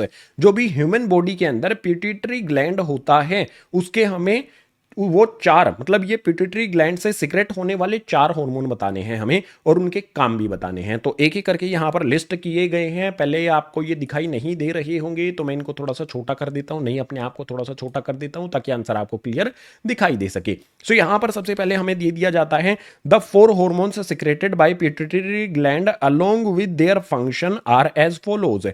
Pituitary gland से 4 हॉर्मोन्स जो रिलीज होते हैं वो चारों यहां पर दिए गए हैं विद देयर फंक्शन, उनके कार्य के साथ। सबसे पहला कौन सा है इसमें, ग्रोथ हार्मोन है। ग्रोथ हार्मोन का क्या होता है, हमारी बोन्स जो होती हैं, हमारी मसल्स जो होती हैं, उनको ग्रो कराने का काम होता है। तो पिट्यूटरी ग्लैंड का फर्स्ट हार्मोन यहां पर हो जाएगा ग्रोथ हार्मोन। और ग्रोथ हार्मोन का काम क्या होगा, अंडरलाइन कर देता हूं, ये डेवलपमेंट करता है हमारी बोन्स की और हमारी मसल्स की, सिंपल। इसके बाद आ जाता है प्रोलैक्टिन। प्रोलैक्टिन का काम क्या होता है, रेगुलेशन करना होता है इसका फंक्शनिंग ऑफ मेमोरी ग्लैंड्स। जो हमारी बॉडी के अंदर मेमोरी ग्लैंड्स होते हैं उनकी फंक्शनिंग सही से हो, उसको ये रेगुलेट करता है। अब आप कहोगे ये मेमोरी ग्लैंड क्या होता है, मेमोरी ग्लैंड को हम ब्रेस्ट भी बोल सकते हैं। मतलब एक सिंपल वर्ड में अगर हम समझना चाहें, बहुत सिंपल वर्ड में हम समझना चाहें तो मेमोरी ग्लैंड को हम ब्रेस्ट भी बोल सकते हैं। तो ब्रेस्ट जो भी होता है, ब्रेस्ट जो भी होता है वो सही से काम करे, इसके लिए प्रोलैक्टिन हार्मोन की जरूरत होती है। और ये कहां से मिलता है, पिट्यूटरी ग्लैंड से मिलता है। ठीक है, कंप्लीट हो गया। सेकंड वाला हमारा आसानी से समझ में आ गया ना, मेमोरी क्या होता है मैंने आपको ये बता दिया है। थर्ड वाला आ जाता है ऑक्सीटोसिन। ऑक्सीटोसिन का काम क्या होता है भाई, regulate ejection of milk and birth hormone. Breast से जो भी मिल्क बाहर निकलता है ये उसको रेगुलेट करता है। इसके साथ साथ जो बर्थ हार्मोन्स होते हैं उनको भी ये रेगुलेट करता है। इसके बाद नेक्स्ट आ जाता है वैसोप्रेसिन हार्मोन आता है। वैसोप्रेसिन हार्मोन का काम क्या होता है, हमारी बॉडी के अंदर वाटर को रेगुलेट करना। पानी ज्यादा हो जाए तो बाहर निकाल देना, पानी कम हो जाए तो उसको मतलब मैनेज करने का काम होता है। इसके अलावा इलेक्ट्रोलाइट्स जो हमारी बॉडी के अंदर होते हैं, मैंने आपको बताया था ना, कई सारे इलेक्ट्रोलाइट्स बताए थे मैंने आपको, सोडियम, पोटेशियम, कैल्शियम, ये इलेक्ट्रोलाइट्स होते हैं। इनको रेगुलेट करने का काम भी क्या होता है, इनको बैलेंस रखना, ना ज्यादा होने देना ना कम होने देना, इनको बैलेंस रखने का काम भी क्या इसका होता है, वैसोप्रेसिन का होता है। तो यहां पर इंपॉर्टेंट, ये काफी इंपॉर्टेंट क्वेश्चन है, अक्सर बच्चे इसको लाइटली लेते हैं और ये क्वेश्चन बहुत बार पूछ लिया जाता है सीबीएसई के द्वारा। क्वेश्चन नंबर 20 हमने यहां पर कंप्लीट कर लिया है। पिट्यूटरी ग्लैंड से जो भी 4 हार्मोन्स थे उनके फंक्शनिंग के साथ हमने यहां पर बता दिए हैं। तो क्वेश्चन नंबर 21 पर आ जाते हैं। क्वेश्चन नंबर 21 में हमें बोला गया है ए वाले पार्ट में और बी वाले पार्ट में। ठीक है, पहले ए वाले पार्ट को देखते हैं। इसमें बोला गया है नेम द हार्मोन्स, हमें वो हार्मोन्स बताने हैं, उनके नाम बताने हैं। कौन से वालों के, that are released in human males, जो ह्यूमन मेल्स के अंदर रिलीज होते हैं और फीमेल्स के अंदर रिलीज होते हैं व्हेन दे रीच प्यूबर्टी, जब प्यूबर्टी पर वो पहुंच जाते हैं। कोई भी मेल और फीमेल प्यूबर्टी पर जब पहुंच जाता है, यानी कि 17-18 की उम्र में, जो इस उम्र में आप हो, लगभग आप प्यूबर्टी की एज में हो। ठीक है, तो जो भी आप प्यूबर्टी की एज में हो, आपके अंदर कौन से हार्मोन्स रिलीज होते हैं इस एज में आकर, कौन से होते हैं यहां पर आपके लिए दिए गए हैं। तो सबसे पहले यहां पर टेस्टिस इन मेल्स, मेल्स के अंदर जो टेस्टिस होते हैं वो प्रोड्यूस करते हैं हार्मोन्स। कौन से हार्मोन्स करते हैं, अंडरलाइन कर देता हूं, इसको अच्छी तरह से पढ़ो। टेस्टोस्टेरोन, ठीक है, टेस्टोस्टेरोन होता है, ये मेल्स के अंदर होता है। ठीक है, पुरुष जो होते हैं, टेस्टिस मेल जो है वो प्रोड्यूस करता है टेस्टोस्टेरोन। इसके अलावा जो फीमेल होती हैं उसमें ओवरीज होता है। ओवरीज जो फीमेल होता है, ओवरीज जो फीमेल के अंदर होता है वो क्या प्रोड्यूस करता है, हार्मोन ओस्ट्रोजन। ठीक है, सिंपल चीज यहां पर हो गई। फीमेल के अंदर कौन सा, ओवरीज ओस्ट्रोजन रिलीज करती हैं और मेल के अंदर टेस्टिस टेस्टोस्टेरोन रिलीज करते हैं। ये बात आपको पता होनी चाहिए। और ये कब होता है, प्यूबर्टी में होता है, यानी कि ऐसी एज जो 17-18 के आसपास होती है। ठीक है, कम एज थोड़ी बहुत 1-2 साल ऊपर नीचे भी हो सकती है, बस प्यूबर्टी वर्ड आपको याद रखना है। ये सिर्फ समझाने के लिए है, एज लगभग एज, इसमें प्यूबर्टी एज कहा जाता है इसको। इसके बाद बी वाले में कहता है name a gland associated with brain. जो भी ब्रेन होता है, हमारा दिमाग होता है, ब्रेन होता है, इससे एसोसिएटेड ग्लैंड हमें बताना है। इसके बाद है which problem is caused due to deficiency of hormone release by this gland.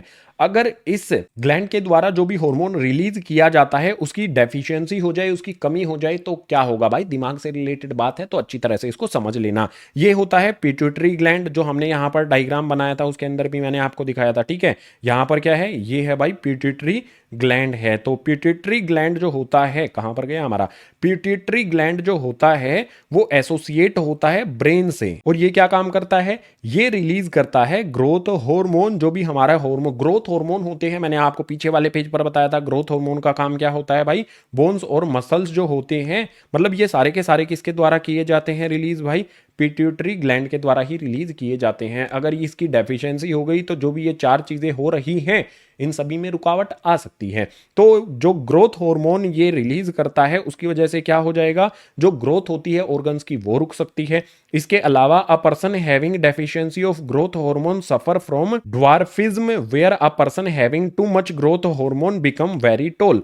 जिसमें ग्रोथ हार्मोन ज्यादा हो जाएंगे भाई, अगर मान लो पिट्यूटरी ग्लैंड बहुत ज्यादा ग्रोथ हार्मोन से रिलीज कर देता है तो लंबा लंबा लंबा मतलब उसके ऑर्गन से डेवलप होते चले जाएंगे और उसकी हाइट ज्यादा हो जाएगी। ठीक है, इसके अलावा अगर पिट्यूटरी ग्लैंड जो भी ये हॉर्मोन्स होते हैं, कौन से वाले भाई, ग्रोथ हॉर्मोन्स, अगर इनकी डेफिशिएंसी हो जाए तो उसकी हाइट भी कम रह सकती है। तो उसको मतलब नॉर्मल भाषा में बोना बोल दिया जाता है। अब शब्द से यहाँ पर मतलब किसी को वो होने की जरूरत नहीं है, जस्ट मैं एक्सप्लेन करना चाह रहा हूँ कि ड्वार्फिज्म क्या होता है। वैसे तो बोने का इंग्लिश मीनिंग ही ड्वार्फिज्म कहा जाता है। ठीक है, तो ये पिट्यूटरी ग्लैंड जो होता है इससे रिलीज जो भी यहाँ पर हार्मोन होता है हमारा ग्रोथ हार्मोन, अगर ये डेफिशिएंसी है तो भाई ग्रोथ कम होती है, अगर डेफिशिएंसी नहीं है, अधिक मात्रा में ये हार्मोन है, तो फिर टॉलनेस बढ़ जाती है, हाइट वगैरह ग्रोथ वगैरह जो है वो ज्यादा हो जाती है। तो क्वेश्चन नंबर 21 का ए और बी यहां पर मैंने कंप्लीट कर दिया।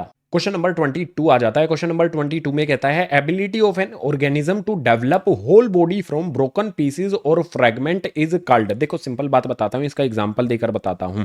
अगर मान लो हमने किसी होल बॉडी को फ्रेगमेंट्स में कट कर दिया, ठीक है, इसका एग्जांपल ले लेते हैं। हाइड्रा पता है ना आपको, फिर से ये हाइड्रा आता है। हाइड्रा कौन सी क्लैन है ये तो तुम्हें पता होगा, लेकिन हाइड्रा का डायग्राम नहीं पता होगा। बताना मुझे हाइड्रा कौन सी क्लैन है। ठीक है, इस तरह से हाइड्रा होता है। रफली मैंने ये डायग्राम बनाया है, मेरी ड्राइंग तुम देख सकते हो कितनी अच्छी है। मैं डायग्राम क्यों नहीं बनाता हूं ये आपको पता चल गया होगा।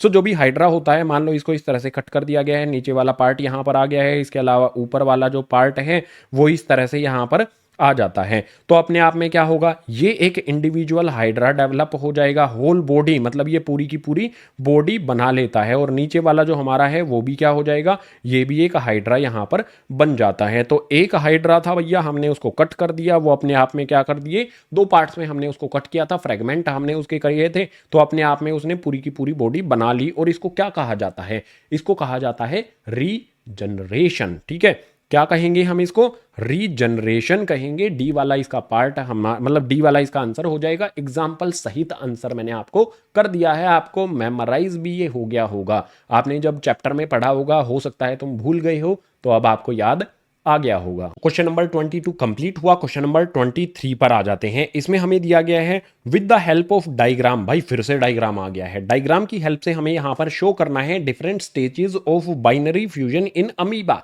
अमीबा का तो मैं बना दूंगा। अमीबा में जो भी बाइनरी फ्यूजन होता है, यानी कि एक अमीबा से 2 अमीबा कैसे बनेंगे, जो चमत्कार होता है उस चमत्कार को हमें इस पर बना के दिखाना है डायग्राम की हेल्प से। तो सबसे पहले यहां पर अमीबा बना लेते हैं। देखो अमीबा का ये न्यूक्लियस हो गया, ठीक है, इस तरह से ये अमीबा टेढ़ा मेढ़ा कैसा भी बना सकते हैं, इसमें कोई शेप नहीं होती है अमीबा की। अब जो ये अमीबा है इसको हम क्या कहेंगे, जो भी हमारे पास शुरू में है इसको हम कहेंगे पेरेंट अमीबा, इसको बोला जाएगा। तो ये हो गया हमारे पास पेरेंट अमीबा। अब इससे नेक्स्ट वाली स्टेप में क्या होगा, अमीबा जो है ना वो कुछ इस तरह से हो जाएगा, ठीक है, इस तरह से हो जाएगा, थोड़ा सा लंबा ये हो जाता है, ठीक है, ये इसका न्यूक्लियस हो गया। अच्छा, न्यूक्लियस भी लिख देना है आपने, तो यहाँ पर मैं लिख देता हूँ, ये हो जाएगा हमारे पास न्यूक्लियस, ठीक है। तो न्यूक्लियस हमारे पास ये हो जाता है, उसके बाद लिखने की ज़रूरत नहीं है, एक बार हमने लिख दिया। तो इससे नेक्स्ट स्टेज में ये कुछ इस तरह की शेप ले लेगा, उसके बाद नेक्स्ट वाले में क्या करेगा, ये कुछ इस तरह की शेप ले लेगा, ठीक है। जो भी इसका न्यूक्लियन होता है, न्यूक्लियस होता है, न्यूक्लियस वाला पार्ट कुछ इस तरह से स्ट्रेच हो जाता है, ठीक है, न्यूक्लियस के कुछ इस तरह से स्ट्रेच हो जाता है, इस वाली स्टेज में आता है। इसके बाद जो स्टेज आती है इसमें क्या होगा, ये दो डॉटर सेल्स में ब्रेक हो जाता है, इसका न्यूक्लियस हो जाता है और उसके बाद ये सर्कुलर नहीं होता है, ठीक है, ये इस तरह से ये अमीबा यहाँ पर बन जाता है। तो यहाँ पर ये क्या है, पेरेंट अमीबा है। इस स्टेज में ये होते होते क्या हो गया, इसने क्या किया, बाइनरी फ्यूजन हो गया, यानी कि एक अमीबा ब्रेक होकर अलग अलग बॉडी में ये बन जाता है, दो यहाँ पर हो जाते हैं अमीबा, और इन दोनों को क्या कहा जाएगा, इन दोनों को क्या कहा जाएगा, डॉटर सेल कहा जाएगा, ठीक है, डॉटर सेल इनको कहा जाएगा। ये पेरेंट अमीबा है, ये इस तरह से बाइनरी इसका फ्यूजन होता है और ये बन जाता है डॉटर सेल। सिंपल डायग्राम देखो मैंने अब की बार बनाया, कितना अच्छा लगा है, अगर अच्छा लगा है तुम्हें तो लाइक जरूर कर देना है। तो इसके अलावा हमें यहाँ पर दिया गया है, binary fusion is division of one cell which cut into two similar और आइडेंटिकल सेल्स। बाइनरी फ्यूजन क्या होता है, जिसमें कोई एक सेल जो है ना वो कट हो जाता है या डिवाइड हो जाता है दो आइडेंटिकल सेल्स में। तो जो भी ये डॉटर सेल्स हैं ये एक दूसरे के आइडेंटिकल होंगे, यानी कि खुद में ये अमीबा होंगे, ये भी अमीबा हो गया, ये भी अमीबा होगा, और अमीबा की कुछ स्पेसिफिक शेप तो होती नहीं है, तो इसका डायग्राम आसानी से बनाया जा सकता है। इसके अलावा एक काम और कर सकते हो आप, इस तरह से इसके जो भी ऑर्गेनल्स होते हैं वो भी आप इसमें शो कर सकते हो, डॉट डॉट लगा करके लास्ट में कर देना है ये काम, जैसे मैं लास्ट में कर रहा हूं तो वो आप भी लास्ट में कर देना। क्वेश्चन नंबर 23 डायग्राम के साथ हमने कर लिया है कंप्लीट। क्वेश्चन नंबर 24 पर हम आ गए हैं। क्वेश्चन नंबर 24 में हमारे से पूछा गया है व्हाट हैपन्स व्हेन, हमें बताना है क्या होगा तब, कब होगा क्या, तब क्या होगा ये बताना है। ए वाले के लिए हमें बताना है planaria gets cut into two pieces. भाई प्लानेरिया जो होता है उसको अगर दो पीस में काट दिया जाए, चलो दो छोड़ो तीन पीस में काट दिया जाए तो क्या होगा, रीजनरेशन हो जाता है। प्लानेरिया की शेप कुछ इस तरह की होती है, अच्छी सी शेप मुझे बना देनी है, ठीक है, इस तरह की कुछ शेप होती है, ठीक है, इस तरह की कुछ शेप होती है प्लानेरिया की। जो भी ये शेप होती है, मान लो इसको हमने इस तरह से दो पीसेस में कट कर दिया, ऊपर की तरफ हमारे पास इसको कट करने पर कैसा आएगा, एक सेकंड बताता हूं मैं।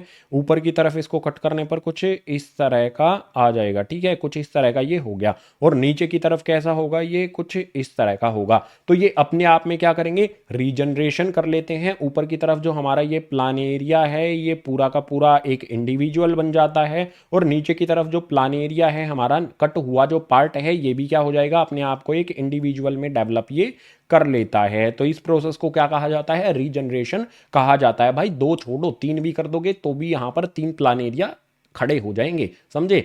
एक को अगर हम मारेंगे तो दो खड़े हो जाएंगे, एक बार कट करेंगे तो दो खड़े होंगे, दो बार कट करेंगे तो तीन खड़े हो जाएंगे। यहां पर ध्यान रखना है इस चीज का। सो यहां पर ए वाले का हम आंसर कर देते हैं, when planaria gets cut into two pieces. अगर उसको दो पीसेस में कट करते हैं, each piece grow into a complete organism. इसको हमने दो पीस में यहां पर कट किया तो ये अपने आप में क्या होगा, न्यू इंडिविजुअल जो होता है उसमें ये ग्रो कर लेता है अपने आप को, ठीक है। सो और इस प्रोसेस को क्या कहा जाता है, रीजनरेशन कहा जाता है। हाइड्रा में भी यही होता है, ठीक है। दो एग्जांपल यहां पर हाइड्रा रीजनरेशन के दो एग्जांपल हो गए हैं, एक प्लानेरिया हो गया है, एक हाइड्रा हो गया है। इसके बाद यहां पर बोलता है a mature spirogyra filament attains A considerable length. Mature spirogyra filament जो होता है, जब उसकी लेंथ जो भी लेंथ होती है वो कंसीडरेबल हो जाए, मतलब वो अपनी लेंथ मैच्योर लेंथ को वो प्राप्त कर ले, तो क्या होगा भाई, जो भी यहां पर स्पाइरोगाइरा होता है, स्पाइरोगाइरा किस तरह से होता है, जैसे गन्ने वाली शेप होती है ना, कुछ इस तरह का ये होता है, ठीक है, इस तरह का, ठीक है, इस तरह से कुछ उसकी शेप होती है। बीच में यहाँ पर क्या होती है, न्यूक्लियस होते हैं, या फिर इस तरह से शेप आती है, ठीक है। बुक में डिटेल डायग्राम दिया गया है, एक बार उस पर नजर जरूर आपने मार लेनी है। मान लो इसने अपनी मेच्योर हाइट को अचीव कर लिया है, तो क्या होगा, इसके दो टुकड़े हो जाएंगे, ठीक है। ये क्या होगा भाई, ऊपर वाला अपने आप में एक इंडिविजुअल बन जाएगा, ऊपर वाला जो है वो अपने आप में इस तरह से एक इंडिविजुअल बन जाएगा, और नीचे वाला जो है वो भी अपने आप में क्या हो जाएगा, एक इंडिविजुअल इस तरह से बन जाएगा, ठीक है। तो स्पाइरोगाइरा अगर मेच्योर हाइट पर पहुंच जाता है तो उसके दो टुकड़े हो जाते हैं। ये सिंपल चीज यहां पर हमें समझ लेनी है। टू और मोर, दो या दो से ज्यादा पीसीज उसके हो जाते हैं, आंसर में भी यही लिखा गया है। अब mature spirogyra on attaining considerable length, अगर वो किसी लेंथ, एक स्पेसिफिक लेंथ तक पहुंचने के बाद क्या होगा, ब्रेकअप हो जाता है भाई, ब्रेक्स अप हो जाता है इनटू टू और मोर स्मॉल पीसीज, दो या दो से ज्यादा पीसीज में वो ब्रेक हो जाता है, टूट जाता है। इसके बाद सी वाले में कहा गया है, इसमें कहता है ऑन मैचुरेशन स्पोरेंगिया बस्ट, अगर स्पोरेंगिया मैच्योर होने पर स्पोरेंगिया जो होता है वो बस्ट हो जाता है। तो क्या होगा अगर स्पोरेंगिया मैच्योर होने पर बस्ट हो जाए, आपको पता है ना इस तरह से होता है ये। इसका अगर मैं फिगर बनाऊं तो इस तरह से एक बोल सी लगी होती है, ठीक है, ये नीचे वाला पार्ट होता है, इसके ऊपर एक बोल सी लगी होती है, ज़्यादा बड़ा बना दिया मैंने इसको, जस्ट अ सेकेंड गाइज। ये कुछ इस तरह से होता है, ठीक है, ये इसकी रूट्स होती हैं, उसके बाद इस तरह से ये होता है और इस पे एक बड़ी सी बोल लगी होती है। जो भी हमारे पास ये स्पोरेंगिया, इसको क्या कहा जाता है, स्पोरेंगिया होता है, मैच्योर होने पर ये बस्ट हो जाता है। अगर ये बस्ट हो गया तो क्या होगा, हमें यहां पर लिखा गया है each piece then grow into a new individual, जो भी इसके अंदर पीस होते हैं, बहुत सारे पीसेस होते हैं इसके अंदर, वो अपने आप क्या हो जाएंगे, नए इंडिविजुअल की तरह अपने आप को वो ग्रो करेंगे। व्हेन स्पोरेंगिया बस्ट, जब मैच्योर होने पर स्पोरेंगिया बस्ट होता है, स्पोर्स आर रिलीज्ड, इसके अंदर कई सारे क्या होते हैं भैया, स्पोर्स होते हैं, और वो स्पोर क्या होंगे, रिलीज होते हैं, each one which develop into new individual, और सारे के सारे स्पोर क्या हो जाएंगे, न्यू इंडिविजुअल में वो डेवलप हो जाते हैं। तो सिंपल, हमने यहां पर क्वेश्चन नंबर 24 में व्हाट हैपेंस वन, क्या होगा तब, इसके 3 पार्ट सोल्व कर दिए हैं, और काफी इंपॉर्टेंट पार्ट है। इसमें हमने रीजनरेशन देख लिया है, इसमें हमने फ्रेगमेंटेशन देख लिया है, और स्पोर फॉर्मेशन जो होती है वो भी हमने यहां पर समझ ली है। हर एक का डायग्राम के साथ मैंने एग्जांपल दे दिया है, क्योंकि डायग्राम भी बनाने की नौबत आ सकती है इस तरह के क्वेश्चंस में। तो question number 24 complete. Question number 25 हमारे सामने आ जाता है। क्वेश्चन नंबर 25 में हमें यहां पर दिया गया है कि फर्स्ट, ठीक है, ए बी सी पार्ट है, तो ए वाले में कहता है identify the organism in figure A B C D. यहां पर हमारे सामने ए फिगर दिया गया है, बी वाला फिगर दिया गया है, सी वाला फिगर दिया गया है, और डी वाला फिगर दिया गया है। डी वाला फिगर देखते ही हम समझ जाएंगे कि भाई इसको काटा गया है, ठीक है, मैंने इस तरह का फिगर पीछे बना के दिखाया था ना, देखो कितना अच्छा है, सिमिलर लग रहा है ना देखने में। तो जो भी ये प्लान एरिया है, मैंने नाम बोल दिया यार, चलो ये क्या है भाई, इसको एक बार कट करेंगे ये 2 बन जाएंगे, 2 बार कट करेंगे तो 3 बन जाएगा। तो ये किसमें, ये शक्ति किसमें होती है, प्लानेरिया में होती है, ठीक है। तो ये डी वाला तो हमारा क्या हो जाएगा, प्लानेरिया हो जाएगा। ये बायरोफिलम लीव्स होती हैं, बायरोफिलम लीव्स जो होती हैं, बायरोफाइलम लीव्स, ठीक है, बायरोफाइलम लीव्स जो होती हैं उनकी लीव्स से ही प्लांट ग्रो हो जाता है। तो ये हमारा क्या हो जाएगा, बायरोफाइलम लीव्स हो जाएगा। ये भी मैंने आपको पीछे वाले पेज पर ड्रॉ करके दिखाया था, देखो ये रहा। इसको क्या कहा जाता है, राइजोप्स इसको कहा जाता है, और ये जो हमारे पास है इसको क्या कहा जाएगा, हाइड्रा कहा जाएगा। तो ए हाइड्रा हो जाएगा, बी हमारा राइजोप्स हो जाएगा, सी बायरोफिलम लीव्स हो जाएगा, डी प्लानेरिया हो जाएगा। तो जो भी हमारी नेमिंग थी वो हमने कर दी है। और एक इंटरेस्टिंग बात आपको बता देता हूं, जो भी हाइड्रा आपको दिया गया है इसमें बडिंग फॉर्मेशन भी होती है, और इसको अगर हम रीजनरेशन भी होती है, ठीक है, बडिंग फॉर्मेशन का भी ये एग्जांपल होगा और रीजनरेशन का भी ये एग्जांपल होता है। कौन होता है, हाइड्रा होता है, ठीक है। नेक्स्ट यहां पर बी की बात करते हैं, इसमें दिया गया है identify the life process show in all the figures. हमें बताना है इनका लाइफ प्रोसेस क्या होगा, ए बी सी डी जो दिया गया है इनका लाइफ प्रोसेस क्या है। तो बी वाले में दिया गया है the life process shown in figures are asexual mode of reproduction. जो भी इनका लाइफ प्रोसेस है वो किस तरह का है, एसेक्सुअल रिप्रोडक्शन है, मतलब इसमें सेक्स वैक्स नहीं होता, ठीक है। यहां पर हमारे पास हाइड्रा में बडिंग फॉर्मेशन हो जाती है और रीजनरेशन हो जाती है, इसमें स्पोर फॉर्मेशन हो जाती है, वो अपने आप फिर इंडिविजुअल डेवलप कर लेते हैं हर एक स्पोर। यहां पर लीव्स से ही क्या होगा, प्लांट डेवलप हो जाता है, और प्लानेरिया को तो भाई बस काट दो, वो अपने आप को बॉडी बना लेगा, कई सारी बॉडी बन जाएंगी उसकी, कई सारे प्लानेरिया आ जाएंगे, जितना काटोगे उतना ज्यादा वो बनता चला जाएगा, फैलता चला जाएगा, ठीक है। सो यहां पर बी वाला भी आंसर कर दिया हमने। इसके बाद नेक्स्ट यहां पर दिया गया है how is this life process advantageous to the organism. जो भी ये लाइफ प्रोसेस है किस तरह का, एसेक्सुअल मोड ऑफ रिप्रोडक्शन, इसका बेनिफिट क्या है, इसका एडवांटेज क्या है। तो एडवांटेज तो क्या होगा इसका, देखते हैं एक बार, ये तो मुझे भी जानना है। This life process is advantageous to the organism because, इसके फायदे हैं, बिकॉज क्या क्या फायदे हैं। पहले वाला है only one individual is required, हाँ भाई ये तो फायदा है कि एक इंडिविजुअल है उसी से न्यू इंडिविजुअल को जनरेट किया जा सकता है, ठीक है, नए इंडिविजुअल को प्रोड्यूस किया जा सकता है, रिप्रोड्यूस किया जा सकता है, हम बोल सकते हैं, ठीक है। लेकिन सेक्सुअल में तो 2 की ज़रूरत होती है, तो यहाँ पर एक से ही काम चल जाता है। दूसरे वाले में बोलता है large number of offspring are produced, और इसमें देखो प्लान एरिया को बस कट करते जाओ भाई, वो बढ़ता चला जाएगा। बड़ी बड़ी जो मतलब लार्ज नंबर ऑफ ऑफस्प्रिंग, जो बच्चे हैं मतलब इनके मतलब बच्चे कहेंगे, मतलब ये पेरेंट होगा, ये क्या होंगे, डॉटर या फिर सन, ठीक है, डॉटर या फिर सन सेल्स होंगे। तो इसमें large number of offspring produce की जा सकती है, जैसे एक लीव से कितने सारे प्लांट यहाँ पर बनाए जा सकते हैं। इसी तरह से स्पोर फॉर्मेशन में क्या होता है, मतलब राइजोप्स में क्या होता है, स्पोर्स बनते हैं और हर एक स्पोर यहाँ पर फैलते चले जाते हैं। ये हर एक स्पोर अपने आप में एक न्यू इंडिविजुअल बन जाता है। इसी तरह से इसमें बडिंग फॉर्मेशन होती जाती है। अगर हम इसको कट कर देंगे तो इसमें रीजनरेशन भी हो जाती है। तो लार्ज नंबर ऑफ ऑफस्प्रिंग यहाँ पर बनाई जा सकती है, प्रोड्यूस की जा सकती है। अच्छी बात है कि इसमें सिर्फ एक इंडिविजुअल की ही ज़रूरत होती है। क्वेश्चन नंबर 25 का ABC कंप्लीट। 26 के लिए मूव करते हैं अगले पेज पर। इसमें आ जाता है क्वेश्चन नंबर 26 में, the diagram below represent male human reproductive system.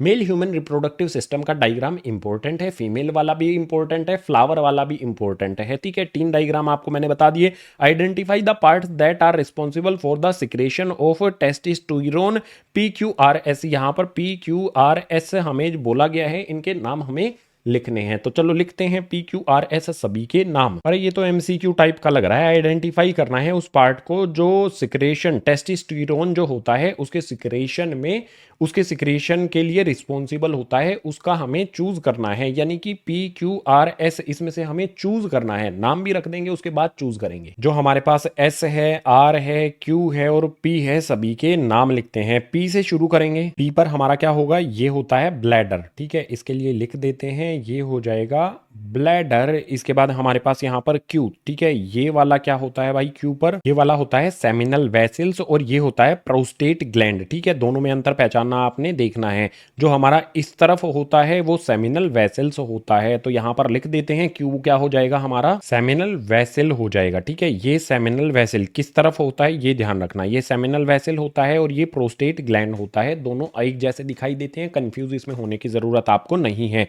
इसके बाद R पर आ जाते हैं। ये पाइप आपको दिखाई दे रही है, ये हमारा R है और इसका नाम क्या होगा, यूरेथ्रा इसको कहेंगे। तो ये हो जाएगा हमारे पास यूरेथ्रा, ठीक है। यूरेथ्रा हमारी ये वाली पाइप हो जाती है, ठीक है। इसके बाद हमारे पास S आ जाता है। ये तो आप सभी को पता ही होगा, ये बॉडी से बाहर होता है, मतलब हमारी एक तरह से बॉडी स्ट्रक्चर से बाहर की तरफ होता है। तो लिख देते हैं इसको, ये हो जाएगा हमारे पास यहाँ पर टेस्टिस, बॉडी से बाहर गोल गोल बोल सी होती है, ठीक है। सो क्वेश्चन नंबर 26 में हमने यहाँ पर आंसर करना है। अच्छा, identify the part that is responsible for secretion of testosterone. PQRS में से हमें चूज करना है कि जो भी टेस्टोस्टेरोन होता है उसकी सिक्रेशन में कौन रिस्पॉन्सिबल होता है। बताओ जल्दी से कमेंट करके आंसर, इसका क्या होगा आंसर, जल्दी से बताओ। देखो सिंपल है, जहां पर ये होता है टेस्टोस्टेरोन किसके अंदर होता है, टेस्टिस के अंदर होता है, तो यहीं से वो रिलीज होता है सिक्रेशन। टेस्टिस के अंदर मतलब टेस्टिस जो है इसके अंदर टेस्टोस्टेरोन का सिक्रेशन होता है। तो आंसर क्या हो जाएगा इसका, जो भी हमारा क्वेश्चन नंबर 26 है इसका सही आंसर क्या हो जाएगा, यहाँ पर टेस्टिस हो जाएगा। तो क्वेश्चन नंबर 26 में डायग्राम भी हमने काफ़ी हद तक कुछ चीज़ें इसमें समझी हैं। कंप्लीट नहीं है ये, ठीक है। जो हमसे 4 चीज़ें इसमें पूछी गई थी सिर्फ हमने वो बनाई हैं। इसके अलावा मैंने कुछ चीज़ें आपको बता भी दी हैं। जैसे मैंने आपको इंपॉर्टेंट बात बता दी है, ये क्या होगा हमारे पास सेमिनल वेसल होता है, ये प्रोस्टेट ग्लैंड होता है। इसके अलावा यहाँ पर वास डेफर्नेस भी, इस तरह की चीज़ें भी जो हैं आप देख लो, एक बार अच्छी तरह से देख लेना है आपने, ठीक है। सो क्वेश्चन नंबर 26 कंप्लीट हुआ। तो क्वेश्चन नंबर 27 के लिए आ जाते हैं। फ्लावर वाला क्वेश्चन भी बहुत इंपॉर्टेंट है। फ्लावर देखकर हल्के में मत लेना, ये फायर है एक तरह से। तो यहाँ पर हमारे पास क्वेश्चन नंबर 27 आ जाता है, ये क्वेश्चन फायर है। 5 नंबर में भी आ जाता है फ्लावर वाला क्वेश्चन डायग्राम के साथ। इसमें दिया गया है the image show different part of flower. अच्छा, एक हमें लेबल्ड डायग्राम यहाँ पर फ्लावर का मिल जाता है, तो काफी इंपॉर्टेंट है। यहाँ पर जो भी हमारा ये फ्लावर के डिफरेंट पार्ट हैं, इसमें दिया गया है which part of pistil is responsible for receiving pollen from stamen in order to perform reproduction. जो भी फ्लावर होता है उसमें रिप्रोडक्शन के लिए पोलन को रिसीव किया जाता है स्टेमन के द्वारा, और ये कहाँ पर रिसीव होते हैं ये आपको बताना है। तो देखो यहाँ पर हमारे पास कहाँ गया भाई, वो जो पोलन है वो कहाँ पर रिसीव होता है, देखो ये वाला जो पार्ट है ना यहाँ पर रिसीव होता है, और इसको क्या कहा जाता है भाई, स्टिग्मा कहा जाता है। स्टिग्मा पर वो रिसीव होता है, उसके बाद इस तरह से ओवरी तक वो चला जाता है। तो आसान सा इसका आंसर क्या हो जाएगा, स्टिग्मा हो जाएगा। फ्लावर को डिटेल में अगर समझना है, काफी इंपॉर्टेंट है, 5 नंबर में भी क्वेश्चन बहुत बार बना है यहाँ से। तो 5 नंबर वाले क्वेश्चन के लिए आप क्या करो, जो बुक में पूरा चैप्टर एक्सप्लेन किया गया है रिप्रोडक्शन वाला उसको देख लो, ठीक है। बुक में नहीं मतलब ग्रीन बोर्ड वाले चैनल पर पूरा का पूरा चैप्टर एक्सप्लेन किया गया है बहुत डिटेल में, उसको देख लेना है, ठीक है। क्वेश्चन नंबर 27 हमने यहाँ पर कर लिया है कंप्लीट। हमने मेल रिप्रोडक्टिव ऑर्गन होगा, उसके बाद फ्लावर होगा, तो अब क्वेश्चन आना चाहिए फीमेल रिप्रोडक्टिव ऑर्गन से। भाई आ गया है, और यहाँ पर हमें लेबल्ड डायग्राम मिल जाता है। इसमें हमसे पूछता है the image show the female reproductive system, जो भी फीमेल रिप्रोडक्टिव सिस्टम है उसका डायग्राम हम यहाँ पर देख रहे हैं। Which event will be likely affected, तो कौन सा इवेंट अफेक्ट होता है if females uterus is implanted with intro नहीं, इसको कहेंगे इंट्रोट्राइन, ठीक है। अगर फीमेल यूट्रस में इंट्रोट्राइन डिवाइस जो होता है वो इम्प्लांट हो जाता है तो क्या होगा गाइस, ये हमें बताना है। ऑप्शन दिए गए हैं, एग रिलीज होगा, स्पर्म जो है वो एंटर होगा, एग जो है वो मैच्योर होगा, या फिर एम्ब्रोयो जो है उसकी इम्प्लांटेशन हो जाएगी। सही आंसर क्या होगा आपसे जानना है मुझे। सबसे पहले जो भी ये डिवाइस होता है ना, इसकी जानकारी आपको दे देता हूँ, थोड़ा सा डिटेल में लेकर आपको चलता हूँ। जो भी ये डिवाइस होता है इसको कहाँ पर प्लांट किया जाता है भाई, यूट्रस के अंदर प्लांट किया जाता है। तो देखो यहाँ पर यूट्रस है, इसके अंदर इस डिवाइस को प्लांट किया जाता है। छोटा सा ये डिवाइस होता है, और इसको क्यों प्लांट किया जाता है, क्योंकि प्रेगनेंसी जो होती है उसको प्रिवेंट करना होता है। प्रेगनेंसी को प्रिवेंट करने के लिए इसको इम्प्लांट किया जाता है, यानी कि इम्प्लांटेशन ऑफ एम्ब्रोयो हो चुका है। प्रेगनेंसी जो है वो उसको प्रिवेंट करता है। तो यहां पर हमारे पास क्या हो जाएगा, जो भी हमारा डी वाला आंसर है, मतलब डी वाला ऑप्शन है, वो हमारा आंसर हो जाएगा। ये जो डिवाइस है ये प्रेगनेंसी को प्रिवेंट करने के लिए यूज किया जाता है, ठीक है। सिंपल सीधा आंसर हमने क्वेश्चन नंबर 28 का कर दिया है। तो हमने यहां पर देखो मेल रिप्रोडक्टिव सिस्टम, फ्लावर और यहां पर फीमेल रिप्रोडक्टिव सिस्टम, ये 3 इंपॉर्टेंट डायग्राम देख लिए हैं। तो आ जाते हैं अगले वाले पेज पर। भाई यहां पर तो और गजब वाली चीजें हमें दिख रही हैं। क्वेश्चन नंबर 29 हमारे सामने आता है। इसमें कहता है label 1 and 2 in the given diagram showing sex determination in human beings. यहां पर हमारे सामने क्या दिया गया है भाई, लेबल 1 दिया गया है, और लेबल यहां पर हमें 2 दिया गया है। सेक्स डिटर्मिनेशन जो होती है ह्यूमन बींग्स में, उसका डायग्राम यहां पर हमें शो किया गया है, ठीक है। तो हमें यहां पर आंसर करना है, सेक्स डिटर्मिनेशन हमें बतानी है किस तरह से सेक्स डिटर्मिनेशन होती है, यानी कि जो भी बेबी होगा वो मेल होगा फीमेल होगा, उसको डिटरमाइन करने के लिए यहां पर हमें डायग्राम दे रखा है।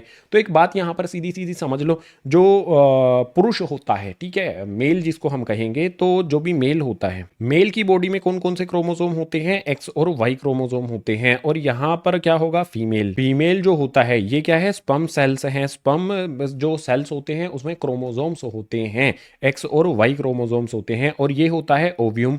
ओव्यूम में कौन से क्रोमोसोम्स होते हैं, एक्स एक्स क्रोमोसोम्स होते हैं। अब यहां पर सेक्स डिटर्मिनेशन किस तरह से पता चलेगी कि भाई जो बेबी हुआ है वो गर्ल है या बॉय है, ये कैसे पता चलता है, ये कैसे डिसाइड होता है, ये चीजें हमें इसके बारे में हमें यहां पर बताना है, ठीक है। तो ए वाले का आंसर यहां पर करेंगे।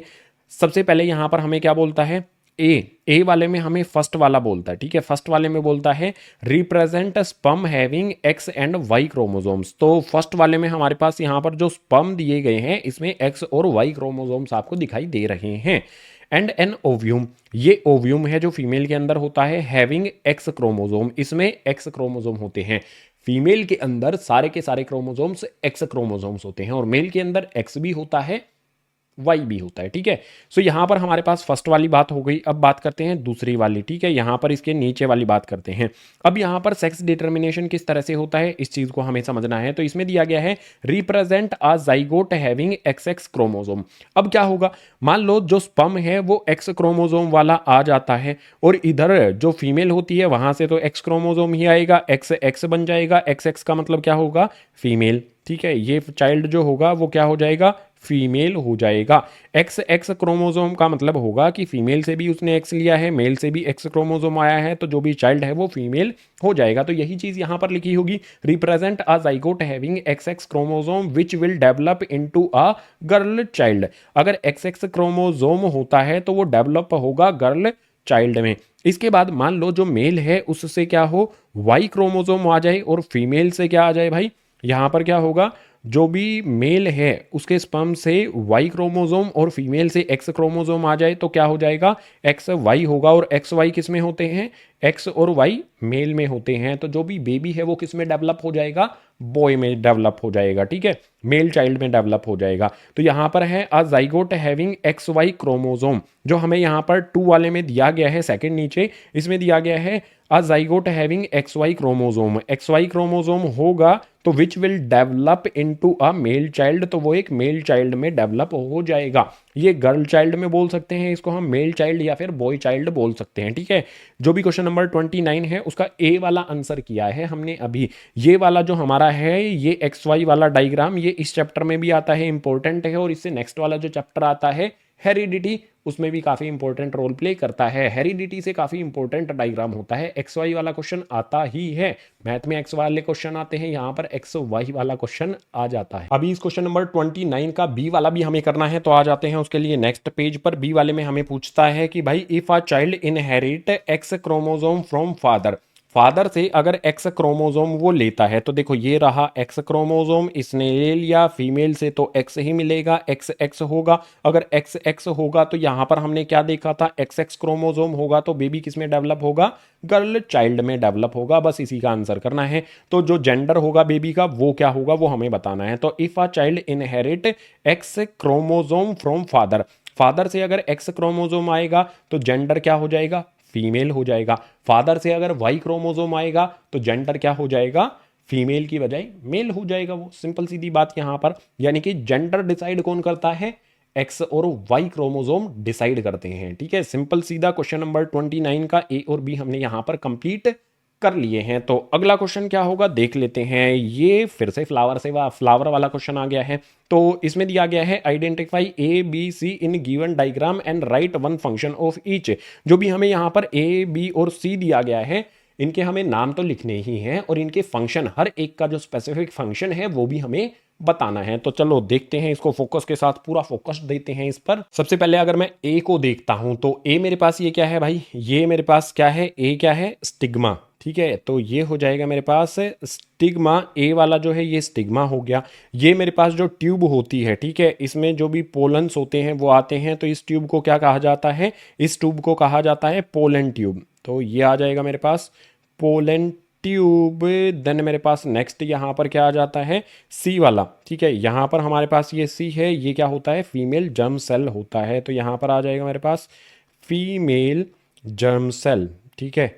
ये सिंपल सीधे सीधे हमने यहाँ पर ए बी सी के नाम लिख दिए हैं। नाम लिखने के साथ साथ हमें ये भी तो बताना है ना कि इनकी फंक्शनिंग क्या है। तो सबसे पहले ए हमारे पास स्टिग्मा होता है, its function help to receiving the pollen grain. इसका काम क्या होता है, पोलन ग्रेन जो होता है उसको रिसीव करना होता है from anther of stamen during pollination. कहाँ से, स्टेमेन से रिसीव करना होता है पोलन ग्रेन को पोलिनेशन के दौरान। सिंपल काम इसका हो गया। पोलन ट्यूब का काम क्या होता है, its function facilitates movement of male germ cell through it to reach female germ cell. Pollen tube का काम क्या होता है, जो भी यहाँ पर पोलन ग्रेन रिसीव हुआ है स्टिग्मा पर, उसको ये एक रास्ता पैसेज प्रोवाइड करता है, कहाँ तक जाने का भाई, फीमेल जर्म सेल तक पहुंचने का, ठीक है। नेक्स्ट यहाँ पर होता है सी वाला, इसमें है फीमेल जर्म सेल। इसका फंक्शन क्या है, it's a function meet with male germ cell to form zygote which divide many time to form an embryo. अब यहाँ पर जो भी हमारे पास पोलन, मतलब पोलन ट्यूब के अंदर जो भी यहाँ पर पोलन आया है वो क्या होगा, जो फीमेल जर्म सेल है उसके साथ मीट करेगा वो। तो मीट होने पर मेल जर्म सेल के साथ एक जाइगोट बनाएगा, उसके बाद बहुत सारी बार वो डिवाइड होगा और उसके बाद एम्ब्रोयो वो बना लेता है, ठीक है। जाइगोट जो है ये एक सेल होता है, फिर वो फर्दर डिवाइड हो के कई सारे सेल्स बनाता रहता है और इन एंड वो क्या बन जाता है, एम्ब्रोयो बन जाता है। उसके बाद फिर एक फ्लावर डेवलप हो जाता है। इस तरह से हमारा क्वेश्चन नंबर 30 जो है इसके हमने यहाँ पर आंसर कर दिए हैं ए बी सी। यहाँ पर हमने इनकी फंक्शनिंग भी एक्सप्लेन कर दी है। तो क्वेश्चन नंबर 30 कंप्लीट हुआ। क्वेश्चन नंबर 31 पर आ जाते हैं और ये क्वेश्चन बहुत इंपॉर्टेंट है। AIDS इसकी फुल फॉर्म क्या होती है, पक्का पता होनी चाहिए भाई, एक नंबर में तो नहीं आ सकता, मतलब आ सकता है एमसीक्यू आ सकता है, या फिर बड़ा क्वेश्चन यहाँ से हर बार पूछा जाता है। इसमें हमसे पूछता है एक्सप्लेन एड्स। एड्स को हमें एक्सप्लेन करना है। List any 4 methods to prevention of AIDS. अगर एड्स से बचाव करना है तो क्या क्या मेथड्स हैं। तो भाई सबसे पहले तो एड्स क्या है। एड्स क्या है भाई, ये एक डिजीज है, सिंपल सी बात होगी, डिजीज है, तभी तो इससे बचाया जा रहा है। तो एड्स क्या है, acquired immuno deficiency syndrome. Full इसकी फुल फॉर्म है, ये फुल फॉर्म आपको पता होनी चाहिए। एड्स क्या है, एक्वायर्ड इम्यूनो डेफिशिएंसी सिंड्रोम होता है ये। इससे बचने के कई सारे मेथड होते हैं, हमें सिर्फ 4 बोला गया है तो हम 4 लिख देंगे। देखो अगर हम मान लो बीमार हो जाते हैं या हमें कोई वैक्सीनेशन कराना है, तो वैक्सीनेशन के लिए जो निडल होती है, ठीक है, जो इंजेक्शन होता है, निडल होती है, वो हमें किसी की भी रिपीट नहीं करनी चाहिए, वो हमेशा हर केस में नई यूज़ होनी चाहिए। इसके अलावा हम हेयर ड्रेसर के पास जाते हैं, ठीक है, कहाँ पर जाते हैं, सलून वगैरह जाते हैं, भाई बाल वाल कटवाने जाते हैं ना, तो वहाँ पर जो ब्लेड वगैरह यूज़ होते हैं वो उनका मतलब एक पर्सन पर एक ही ब्लेड यूज़ होना चाहिए। उससे ज़्यादा अगर कोई करता है तो भाई मना कर देना है, ठीक है। आपको हमेशा नया ब्लेड अपने लिए यूज़ कराना है। वैसे तो मैं तो कभी ब्लेड यूज़ करता ही नहीं, मैं तो वो ट्रिमर होती है ना उसी से ही कर लेता हूँ काम। तो ये ब्लेड वगैरह इस तरह की चीज़ें जो हमारे ब्लड के कांटेक्ट में आती हैं, उन सारी चीज़ों से हमें बचाव करना चाहिए। तो अब यहाँ पर हमें क्या क्या मेथड दिए गए हैं वो भी देख लेते हैं। अच्छा, सबसे पहला तो यहाँ पर है use condom during sex. Sex के दौरान कॉन्डोम यूज़ करना चाहिए, ये एक पॉइंट हो गया। मैं ज़्यादा ज़ोर से नहीं बोल सकता क्योंकि भाई घर में और लोग भी हैं, ठीक है। तो आप भी इसको थोड़ा हेडफोन वगैरह लगा के सुन सकते हो क्योंकि चैप्टर ही ऐसा है भाई, लेकिन हमें समझना तो पड़ेगा ना, बेसिक डिटेल्स तो हमें होनी चाहिए अपनी बॉडी से रिलेटेड। तो इसके दौरान इसका यूज़ होना चाहिए, ठीक है। इसके बाद है next, avoiding sharing of needles. देखो सुई जो होती है, इंजेक्शन वाली जो सुई होती है, उसको शेयर नहीं करना चाहिए किसी के साथ भी, भाई किसी से कितना ही प्यार हो, लेकिन सुई अपनी अलग अलग यूज़ करनी चाहिए। इसके बाद डिस्पोजल निडल्स जो हैं उनका यूज़ नहीं होना चाहिए, जो ख़राब हो चुकी हैं उनको फेंक दो भाई, डिस्पोज कर दो उनको, ठीक है। नेक्स्ट हमारे पास क्या होगा, testing blood for AIDS before transfusion. क्या होता है भाई, एक व्यक्ति, आपने देखा होगा कि जो भी ब्लड होता है डोनेट करने जाते हैं लोग, तो उससे पहले ट्रांसफ्यूजन यानी कि एक पर्सन, अरे फिल्मों में देखते हैं ना कि वो यहाँ पे लगा देते हैं, ठीक है, यहाँ पे लगा देते हैं, दूसरे व्यक्ति को चढ़ा देते हैं, तो उससे पहले इसका टेस्ट ज़रूर होना चाहिए, ठीक है। ट्रांसफ्यूजन करने से पहले एड्स का टेस्ट ज़रूर होना चाहिए, उसी के बाद ब्लड डोनेट वगैरह ये सारी चीज़ें करनी चाहिए। अगर तुम्हारे घर में से किसी ने मतलब कोई ब्लड डोनेट करता है तो उसका टेस्ट वैसे तो ऑफिशियली होता है, ठीक है, लेकिन अब इंडिया में पता है ना तुम्हें, गड़बड़ हो ही जाती है। इसके बाद नेक्स्ट यहाँ पर है avoiding sexual contact with unknown person. अगर तुम किसी को जानते नहीं हो तो उसके साथ वैसे भी कॉन्टैक्ट कर ही नहीं सकते, सेक्सुअल कॉन्टैक्ट तो कर ही नहीं सकते। मतलब समझ जाओ, इसका मतलब समझ जाओ, ठीक है, बात बिल्कुल सीधी नहीं है, या थोड़ी घुमा के है। जिसको नहीं जानते हो उसके साथ सेक्सुअल कॉन्टैक्ट, समझ जाओ तुम क्या मतलब है इसका, ठीक है। मैं कुछ हार्श वर्ड्स में भी हो सकते हैं जो वर्ड आई थिंक सही नहीं होंगे एक टीचर के पॉइंट ऑफ व्यू से, तो इसका मतलब सिर्फ तुम्हें समझ जाना है। तो यहाँ पर मैंने 4 चीज़ें बता दी हैं, ये चारों की चारों चीज़ें आपको आई होप समझ में आ गई होंगी। इस तरह की चीज़ें आपको अब क्यों पढ़ाई जा रही हैं ये भी आपको समझने की ज़रूरत है, क्योंकि भाई तुम इस एज में हो, प्यूबर्टी की एज में हो, तुम्हारी बॉडी में बहुत सारे बदलाव होंगे, तो तुम्हें इन बदलावों को समझना है और कोई गलत कदम ना उठा लो, वो भी आपको समझना है, ठीक है। So question number 31 complete. Question number 32 हमारे सामने आ जाता है। इसमें कहा गया है list 3 point of significance of reproductive health in a society. देखो रिप्रोडक्शन हमारा एक इंटरेस्टिंग चैप्टर है, और एक इंटरेस्टिंग फैक्ट बताओ, मैंने कुछ दिन पहले ही एक न्यूज़पेपर में रिपोर्ट पढ़ी थी, ठीक है। सो इंडिया में ऑलमोस्ट एक दिन में 60,000 से ज़्यादा बच्चे पैदा होते हैं, ठीक है। एंड मतलब इंडिया वाले रुक नहीं रहे हैं, सबसे टॉप पे चल रहे हैं अभी हम बच्चे पैदा करने में, हम मतलब पूरा इंडिया की बात कर रहा हूँ मैं, ठीक है। एंड इसके अलावा जापान में जो है जापान में बिल्कुल इसका उल्टा है। वहाँ पे एक दिन में सिर्फ 2000 है, जो पिछले साल बच्चे पैदा हुए थे उससे अब की बार बहुत कम हुए हैं। तो वहाँ पर छुट्टियों को बढ़ा दिया गया है ताकि भाई लोग कुछ ऐसा करें, ऐसा कुछ करें कि ज़्यादा बच्चे पैदा किए जा सके, क्योंकि वहाँ की जो जनसंख्या है वो कम हो रही है। तो इंडिया वाले रुक नहीं रहे हैं, जापान वालों से हो नहीं रहा है, क्या चल रहा है पता नहीं। चलो यहाँ पर अपने क्वेश्चन पर आ जाते हैं। एक इंटरेस्टिंग पॉइंट जस्ट मुझे अच्छा लगा तो मैंने आपको बता दिया। अब हमारे सामने यहाँ पर आ जाता है list 3 point of significance of reproductive health in a society. देखो रिप्रोडक्टिव हेल्थ जो होती है इससे रिलेटेड क्वेश्चन हर बार बनता है। जब भी कोई फीमेल एक बर्थ को चाइल्ड को बर्थ देती है, ठीक है, जन्म देती है, तो उसमें किन किन चीज़ों का ध्यान रखना होता है, हेल्थ का किस किस तरह से ध्यान रखना होता है, वो सारी चीज़ें हमें यहाँ पर बतानी है। आप इसको पॉइंट वाइज लिख दोगे तो बहुत बेहतर होगा। तो सबसे पहले यहाँ पर दिया गया है the mother carrying a child should be physically matured. सबसे पहले एज के हिसाब से बात करते हैं। जिस भी मतलब जो भी मदर होती है वो फिजिकली मैच्योर होनी चाहिए। फिजिकली मैच्योर होने का मतलब ये है कि कम एज में नहीं होना चाहिए या फिर ज़्यादा एज में भी नहीं होना चाहिए। एक एज होती है इन सब चीज़ों के लिए, जो भी रिप्रोडक्शन है उसके लिए एक स्पेसिफिक एज होती है। वैसे 21 के बाद की मतलब शायद गवर्नमेंट की तरफ से 21 है या फिर कम ज़्यादा भी हो सकती है, मुझे एग्जैक्ट नहीं पता है। तो जो भी फिजिकली मैच्योर है वो होना चाहिए। उसके अलावा नेक्स्ट यहाँ पर दिया गया है the mother should be mentally fit to take care of the child. जो मदर है वो मेंटली फिट होनी चाहिए। भाई मदर जो होती हैं वो तो मेंटली फिट होती हैं, ठीक है। ये कैसा आ गया यहाँ पर आंसर, मतलब वो स्टेबल होनी चाहिए, यहाँ से खराब नहीं होना चाहिए, ठीक है। मेंटल वेंटल नहीं होनी चाहिए, मेंटली स्टेबल होनी चाहिए ताकि वो अपने बच्चे का ध्यान रख सके। अब इसमें मदर के साथ साथ फादर की भी जिम्मेदारी होती है, इंडिया में दोनों की जिम्मेदारी होती है, ठीक है। इसके बाद यहाँ पर है लेकिन जो बेबी होता है ना वो मदर की वोम में होता है, तो मदर की जिम्मेदारी थोड़ी सी ज़्यादा बढ़ जाती है। इसके बाद नेक्स्ट यहाँ पर आता है there should be at least 3 years gap between two children's.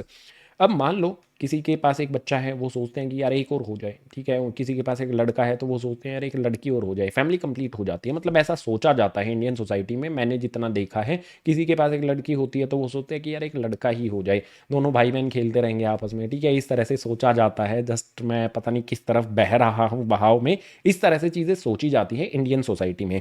तो जब भी कोई अगर 2 बच्चे चाहिए, पहला हो गया है, ठीक है, मान लो पहला बच्चा जो है किसी को हो गया है कि 2016 में किसी को पहला बच्चा हो गया है, तो अब गैप देना चाहिए भाई, ठीक है। वैसे तो बैक टू बैक तो कोई भी नहीं करता, ना करते हैं भाई, करते हैं, ठीक है। तो 2016 उसके बाद कम से कम 3 साल का गैप देना चाहिए। तो 2019 या उसके बाद अगले बच्चे को लेकर प्लान करना चाहिए। इतना गैप तो बनता है। लेकिन तुमने देखा होगा कि भाई किसी को बेबी हुआ है, अगले साल फिर से खुशखबरी दे देते हैं वो। तो ये चीज़ें गलत होती हैं। रिप्रोडक्टिव हेल्थ को लेकर कंसर्न रहता है। अगर सही चीज़ें फॉलो नहीं की जाती हैं तो जो बेबी है ना वो फिर सही तरह से डेवलप नहीं हो पाता है। मतलब कई सारे इश्यूज वहाँ पर क्रिएट हो जाते हैं। तो एक हेल्थ के पॉइंट ऑफ व्यू से ये गैप बहुत ज़रूरी होता है। नेक्स्ट यहाँ पर बात की गई है nutrition food should be available to take to the mother during pregnancy and lactation period. जब भी प्रेगनेंसी के दौरान जब पेट के अंदर होता है बच्चा, तो उस दौरान न्यूट्रिशन फूड मतलब खाने पीने का ध्यान रखना पड़ता है। इधर उधर की चीज़ें जो होती हैं वो नहीं खाने देते हैं, और स्पेशली जो ये मोमोज बर्गर वगैरह होते हैं इसको डॉक्टर मना कर देते हैं। एंड इसके अलावा लैक्सेशन पीरियड जो होता है, अब आप कहोगे ये लैक्सेशन पीरियड क्या होता है। लैक्सेशन पीरियड वो होता है, आपने सुना है ना जो भी टीवी अगर आप देखते होगे तो उसमें कहते हैं कि 6 महीने तक माँ का गाढ़ा दूध, पीला गाढ़ा दूध ही देना चाहिए बच्चे को। तो वो लैक्सेशन पीरियड क्या होता है, जब माता, जिस पीरियड में माता अपने बच्चे को दूध पिलाती है उसको लैक्सेशन पीरियड कहा जाता है, ठीक है। दूध पिलाने वाला पीरियड 6 महीने तक तो उसके बच्चे को इसके अलावा कुछ देना ही नहीं चाहिए, ऐसा डॉक्टर सजेस्ट करता है। डॉक्टर क्या, टीवी में भी इस तरह की एड सजेस्ट की जाती हैं और रियलिटी भी वही है।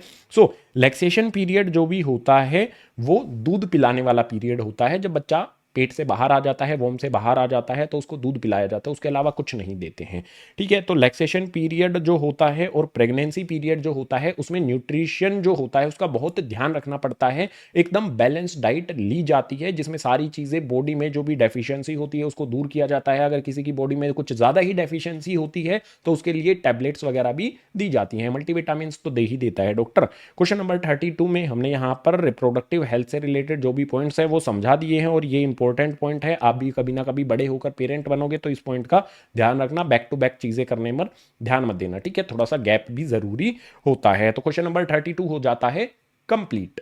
क्वेश्चन नंबर 33 आ जाता है। क्वेश्चन नंबर 33 हेरिडिटी चैप्टर शुरू हो जाता है इसी क्वेश्चन नंबर 33 के साथ। तो इसमें दिया गया है differences between organisms in species are describe as variation. जो भी ऑर्गेनिज्म से स्पीसीज से ऑर्गेनिज्म के डिफरेंस होते हैं उनको वेरिएशन कहा जाता है। अब इससे सवाल क्या बनता है वो समझो। इसमें दिया गया है which of the following would you describe as continuous variation. हमें बताना है, हमें डिस्क्राइब करना है, मतलब कौन सी ऐसी चीज है इन चारों में से जो कंटिन्यूअस वेरिएशन को डिस्क्राइब करती है। धीरे से बोल के बताता हूं, डी वाला इसका आंसर होगा। सेक्स जो होता है वो कंटिन्यूअस वेरिएशन डिस्क्राइब करता है। ठीक है, तो ये हमारा आंसर हो जाता है डी वाला। ठीक है, धीरे धीरे बोलनी पड़ते हैं क्योंकि रात हो रखी है भाई। सो क्वेश्चन नंबर 33 हमारा कंप्लीट हो गया। आई होप अब इस तरह के क्वेश्चन नहीं आएंगे और मैं आराम से पढ़ा पाऊंगा। तो क्वेश्चन नंबर 34 हमारे सामने आ जाता है। हाँ, इसमें कुछ ऐसा नहीं है। सो यहाँ पर हमारे सामने दिया गया है describe briefly 4 ways in which individual with a particular trait में इंक्रीज इन पॉपुलेशन। हमें ऐसे 4 तरीके बताने हैं इंडिविजुअल्स के लिए किसी पर्टिकुलर ट्रेट में जिससे पॉपुलेशन इंक्रीज हो पाए। तो भाई ये 4 तरीके सिर्फ उस शुरू वाली लाइन में तो ये लिखा गया है कि वो 4 तरीके कौन से हैं, एज डिस्क्राइब एज फॉलोज। तो सबसे पहला यहां पर sexual reproduction result into increase in population. अगर इस तरह से रिप्रोडक्शन होता है तो वो क्या हो जाएगा, पॉपुलेशन में इंक्रीज करता है। तो एक तरीका हो गया। दूसरा तरीका क्या होगा, the individual with special traits. कोई इंडिविजुअल है जिसमें स्पेशल ट्रेट्स हैं, स्पेशल गुण हैं, survive the attack their predators. तो भाई वो सरवाइव कर जाता है। मान लो मतलब ये कुछ डेवलप हो गए हैं ट्रेट्स, तो वो प्रीडेटर्स जो होते हैं वो सरवाइव, अटैक जो भी होता है उसको वो सरवाइव कर लेता है। And multiply while other will perish. उसके बाद वो मल्टीप्लाई होता रहता है लेकिन अदर क्या हो गए हैं भाई, खत्म। ठीक है, पेरिश यानी कि खत्म हो गए हैं, मर गए हैं, लेकिन वो मल्टीप्लाई होता रहता है। इसके बाद नेक्स्ट यहां पर है genetic drift provide diversity without any adaptation. जो जेनेटिक ड्रिफ्ट होती है उससे डाइवर्सिटी मिलती है भाई, उससे बदलाव मिलते हैं और इस बदलाव से क्या होता है, अडेप्टेशन हो जाती है। ठीक है, मतलब बिना किसी बदलाव के अडेप्टेशन यहां पर हो जाती है। हमारे एनवायरमेंट में जो जो भी चेंजेस होते हैं उसकी वजह से ये इंक्रीज हो जाता है। इसके बाद नेक्स्ट यहां पर है वेरिएशन इन द स्पीसीज में lead to increase survival of individual with the particular trait. देखो किसी भी ट्रेट में अगर वेरिएशंस होते हैं तो बहुत ज्यादा चांसेस हैं सर्वाइवल के। तो इससे भी क्या होगा, जो इंडिविजुअल पर्टिकुलर ट्रेट है पॉपुलेशन में वो इंक्रीज होते हैं एनवायरमेंट की वजह से। ठीक है, ये 4 चीजें मैंने यहां पर बता दी हैं आपको। ठीक है, मोटा मोटा तौर पर मैंने इनको एक्सप्लेन आपके लिए कर दिया है। डिटेल में आप इनको समझ लेना है, अच्छी तरह से इनको पढ़ लेना है, line to line, word to word. Question number 34 complete हुआ। क्वेश्चन नंबर 35 आ गया। इसमें कहता है all the variations in a species do not have equal chances of survival. जो भी स्पीसीज होती हैं उसके अंदर सारी की सारी वेरिएशंस के इक्वल चांसेस नहीं होते हैं सर्वाइवल के। ऐसा क्यों होता है, तो आंसर क्या होगा, all the variations do not have equal chances of survival as. यहां तक तो हमने क्वेश्चन से ही उठा लिया। Some variation might not beneficial and would ultimately be eliminated. जो भी वेरिएशंस होती हैं उसमें कुछ ऐसी भी होंगी जो बेनिफिशियल नहीं होती हैं। जो बेनिफिशियल नहीं होंगी तो भाई वो एलिमिनेट हो ही जाएंगी, यानी कि वेरिएशंस उनमें नहीं हो पाया है, या फिर जो वेरिएशंस हो पाए हैं वो उनके लिए बेनिफिशियल नहीं रहे हैं तो वो एलिमिनेट हो जाते हैं। इसीलिए स्पीसीज में हर तरह की वेरिएशंस जो हैं वो सर्वाइवल का जो चांस होता है, जरूरी नहीं है कि हर तरह की वेरिएशंस के सर्वाइवल चांस जो हैं वो इक्वल रहेंगे। अगर वेरिएशंस अलग अलग होंगी तो सर्वाइवल चांसेस भी अलग अलग होते हैं। नेक्स्ट यहां पर दिया गया है why variations are more in human beings. Human beings में वेरिएशंस क्यों होती हैं, तो भाई इसका आंसर क्या हो जाएगा, क्यों हो जाएगा, ये हो जाएगा इसका रीजन यहां पर। ठीक है, मैं बोल के नहीं बताऊंगा, अब कुछ भी, रात हो चुकी है भाई, मेरी आवाज वैसे ही तेज है, रूम से बाहर जा रही है या फिर अड़ोसी पड़ोसी सुन लेंगे तो भाई बवाल मचा देंगे। ठीक है, तो because human beings reproduce dash and variations are more in dash reproduction organism. क्योंकि यहां पर क्या होगा, जो भी ह्यूमन बींग्स होते हैं रिप्रोड्यूस सेक्सुअली, क्योंकि वो सेक्सुअली रिप्रोड्यूस होते हैं और वेरिएशंस इसमें बहुत ज़्यादा होती हैं। इसमें मतलब बिल्कुल ऐसा एग्जैक्ट कॉपी नहीं होता है इसमें वेरिएशंस। इस मोड ऑफ मतलब जो भी ये रिप्रोड्यूसिंग का तरीका होता है इसमें वेरिएशंस ज़्यादा होती हैं। ठीक है, इसीलिए ह्यूमन बींग्स में आपने वेरिएशंस ज़्यादा देखी होंगी, बिल्कुल एग्जैक्ट कॉपी नहीं होते हैं लोग एक दूसरे की, वेरिएशंस ज़्यादा होती हैं। और इसका कारण क्या होता है, ये कारण होता है। ठीक है, सिंपल सीधी बात आपने एक वर्ड में समझ जानी है। क्वेश्चन नंबर 35 कंप्लीट। क्वेश्चन नंबर 36 पर आ जाते हैं। इसमें कहता है I zygote which has X chromosome inherited from father will develop into a. Father के पास क्या होता है भाई, 2 क्रोमोजोम होते हैं एक्स वाई, ठीक है, एक्स वाई होते हैं। फीमेल के पास एक्स एक्स क्रोमोजोम होते हैं। अब यहाँ पर पॉसिबिलिटी क्या होती है, सबसे पहले तो हमें क्वेश्चन जो दिया गया है उसको समझ लेते हैं। वैसे तो इस क्वेश्चन को हम चैप्टर नंबर जो 7 है हमारा रिप्रोडक्शन, उसमें भी कर चुके हैं। इसमें कहता है x chromosome inherited from father. Father से अगर एक्स क्रोमोजोम लिया गया है तो फीमेल से तो कोई सा भी एक्स ले ले, यहाँ पर जो बनेगा वो क्या हो जाएगा, एक्स एक्स बनेगा। और एक्स एक्स क्या होता है भाई, देखो फीमेल में एक्स एक्स है तो ये भी क्या हो जाएगा, फीमेल हो जाएगा, ठीक है। तो जो भी यहाँ पर बेबी होगा वो फीमेल हो जाएगा। तो यहाँ पर हमें क्या दिया गया है, डेवलप इनटू अ गर्ल, ठीक है। सिंपल सीधा यहाँ पर आंसर कर दिया गया है। ये वाला जो डायग्राम आपके बुक में दिया गया है एक्स वाई वाला, इंपॉर्टेंट है, क्वेश्चन यहाँ से हर बार बनता है। 36 के बाद 37 पर आ जाओ। क्वेश्चन नंबर 37 में कहता है अ trait of an organism is influenced by. कोई भी मतलब कोई भी ऑर्गेनिज्म है उसके जो ट्रेट होते हैं, उसके जो लक्षण होते हैं वो किस चीज से इन्फ्लुएंस होते हैं, पैटर्नल डीएनए से, यानी कि सिर्फ फादर का जो डीएनए है सिर्फ उससे इन्फ्लुएंस होते हैं, बिल्कुल गलत भाई, माँ के भी लक्षण होते हैं, ठीक है। तो मैटरनल डीएनए, पैटर्नल का मतलब होता है फादर, ठीक है, पिता जैसा। मैटरनल का मतलब होता है माता का डीएनए। पैटर्नल मीन्स फादर का डीएनए, मैटरनल यानी कि माता का डीएनए, यानी कि माता वाले लक्षण भी होते हैं, पिता वाले भी लक्षण होते हैं। जो भी बेबी होता है उसमें माता और पिता दोनों के लक्षण होते हैं। वो ऑप्शन जहां पर दिखे उसको टिक कर देना है। तो यहां पर देखो, बोथ मैटरनल यानी कि माता वाले, पैटर्नल यानी कि पिता वाले, दोनों के डीएनए के लक्षण उसमें आते हैं, दोनों के ट्रेट जो हैं उसमें आते हैं, बेबी में आते हैं। आप में भी होंगे, मुझ में भी हैं, या और कोई जो होगा उसमें भी वो होंगे। तो क्वेश्चन नंबर 37 का आंसर क्या हो जाएगा हमारे पास, सी वाला ऑप्शन हो जाएगा, maternal and paternal DNA both, ठीक है। क्वेश्चन नंबर 37 के बाद 38 देखते हैं। इसमें है व्हाट आर क्रोमोसोम्स। क्रोमोसोम्स क्या होते हैं, क्लास 9th में आपने पढ़ा था, thread like structure inside nucleus, याद है? अगर याद है तो बहुत अच्छी बात है, नहीं याद है तो यहां पर आंसर तुम्हें मिल जाएगा। इसमें दिया गया है what are chromosomes where they are located in the cell. Cell के अंदर ये कहां पर लोकेट होते हैं, तो यहां पर दिया गया है chromosomes are long thread like structure which contain heredity information. Important बात यहां पर आती है कि मतलब ये वर्ड लिख देने हैं आपने, थ्रेड लाइक स्ट्रक्चर होता है और इनमें हेरिडिटी इंफॉर्मेशन होती है किसी भी इंडिविजुअल की, और इसके साथ साथ ये क्या करते हैं, जीन्स को कैरी करते हैं। और ये कहाँ पर होते हैं, न्यूक्लियस के अंदर होते हैं। सेल में जो न्यूक्लियस होता है सेंटर में, या फिर सेंटर से थोड़ा बहुत इधर उधर, उसके अंदर ये क्रोमोसोम्स होते हैं, थ्रेड लाइक स्ट्रक्चर जिसके अंदर जीन्स होते हैं, हेरिडिटी इंफॉर्मेशन होती है, डीएनए भी इसी के अंदर होता है, ठीक है। तो अब क्वेश्चन नंबर 39 आ जाता है। क्वेश्चन नंबर 39 में कहता है what is F2 generation. F2 generation क्या होती है, देखो मैंने एक सिंपल यहाँ पर एक फ्लो चार्ट बना दिया है। सबसे पहले हमारी पेरेंटल जनरेशन होती है, उसके बाद F1 जनरेशन होती है, क्रॉसिंग कराई जाती है पेरेंटल जनरेशन में, उसके बाद F1 जनरेशन होती है, उसके बाद यहाँ पर इंटर ब्रीडिंग होती है और F2 जनरेशन बनती है। तो इस फ्लो से आप समझ गए होंगे, नहीं समझे हो तो इसको डिफाइन कर देते हैं। ए वाला जो हमारा पार्ट है इसके लिए यहाँ पर लिखा गया है F2 is second generation of individuals. ये इंडिविजुअल्स की सेकंड जनरेशन होती है which arise as result of interbreeding amongst individual of F1 generation. Interbreeding कराई जाती है F1 जनरेशन के जो भी इंडिविजुअल्स होते हैं उनकी, उसके बाद F2 जनरेशन वहां से जनरेट होती है। सिंपल सीधा आंसर हो गया। उसके बाद बी वाले की बात करते हैं, why trait such as intelligence and knowledge can not be passed on to the next generation. देखो कुछ ऐसे ट्रेट हैं, कुछ ऐसे लक्षण हैं, कुछ ऐसे गुण हैं, इंटेलिजेंस और नॉलेज, ये एक जनरेशन से दूसरी जनरेशन में पास नहीं होते हैं। अब तुम खुद ही सोचो, तुम्हारे पिताजी हैं, तुम्हारी माता जी हैं, वो कितने इंटेलिजेंट हैं और तुम इंटेलिजेंट ही नहीं हो, ठीक है। या फिर आपकी बड़ी बहन बड़े भाई जो हैं वो इंटेलिजेंट है, तुम नहीं हो, ऐसा सुनते हो ना तुम, मुझे भी सुनना पड़ता है, ठीक है।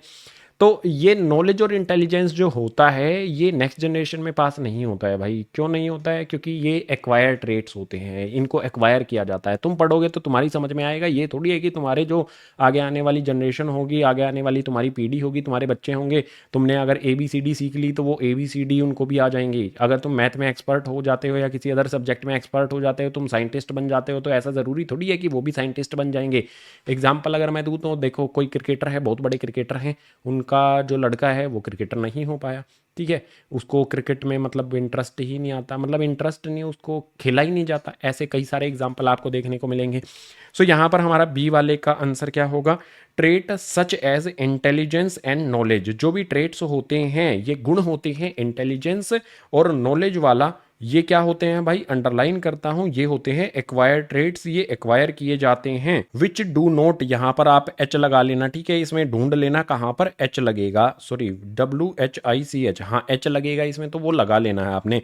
Which do not bring any change in the DNA, acquired traits जो होते हैं इनकी वजह से DNA में कोई भी चेंज नहीं आते हैं, और DNA में कोई भी चेंज नहीं आते हैं तो जो भी जर्म सेल होते हैं उसमें ये DNA पास नहीं हो गई, ये इन्फॉर्मेशन पास नहीं होती है, इसीलिए can not be pass to next generation. DNA में नहीं होता है, जो भी जर्म सेल के अंदर DNA होता है उसमें ये एक्वायर्ड ट्रेड्स नहीं होते हैं, तो भाई नेक्स्ट जनरेशन में पास नहीं होंगे, इसीलिए एक जनरेशन से दूसरी जनरेशन में इंटेलिजेंस और नॉलेज पास नहीं होती है। तुम खुद को ही देख लो ना, तुम्हारे पिताजी माताजी दोनों इंटेलिजेंट और तुम से ताने मुझे सुनने को मिलते हैं, या और किसी को भी सुनने को मिलते होंगे, ठीक है, हर किसी को मिलते हैं, हर किसी की फैमिली में इस तरह से ही होता है, ठीक है। सो क्वेश्चन नंबर 39 हो जाता है कंप्लीट। लास्ट क्वेश्चन मत समझ लेना इस क्वेश्चन नंबर 40 को, ये हमारे सामने आ जाता है, मतलब सॉरी लास्ट नहीं, अभी तो सी वाला पार्ट इसका बचा है, तो सी वाले पार्ट को यहाँ पर देखते हैं।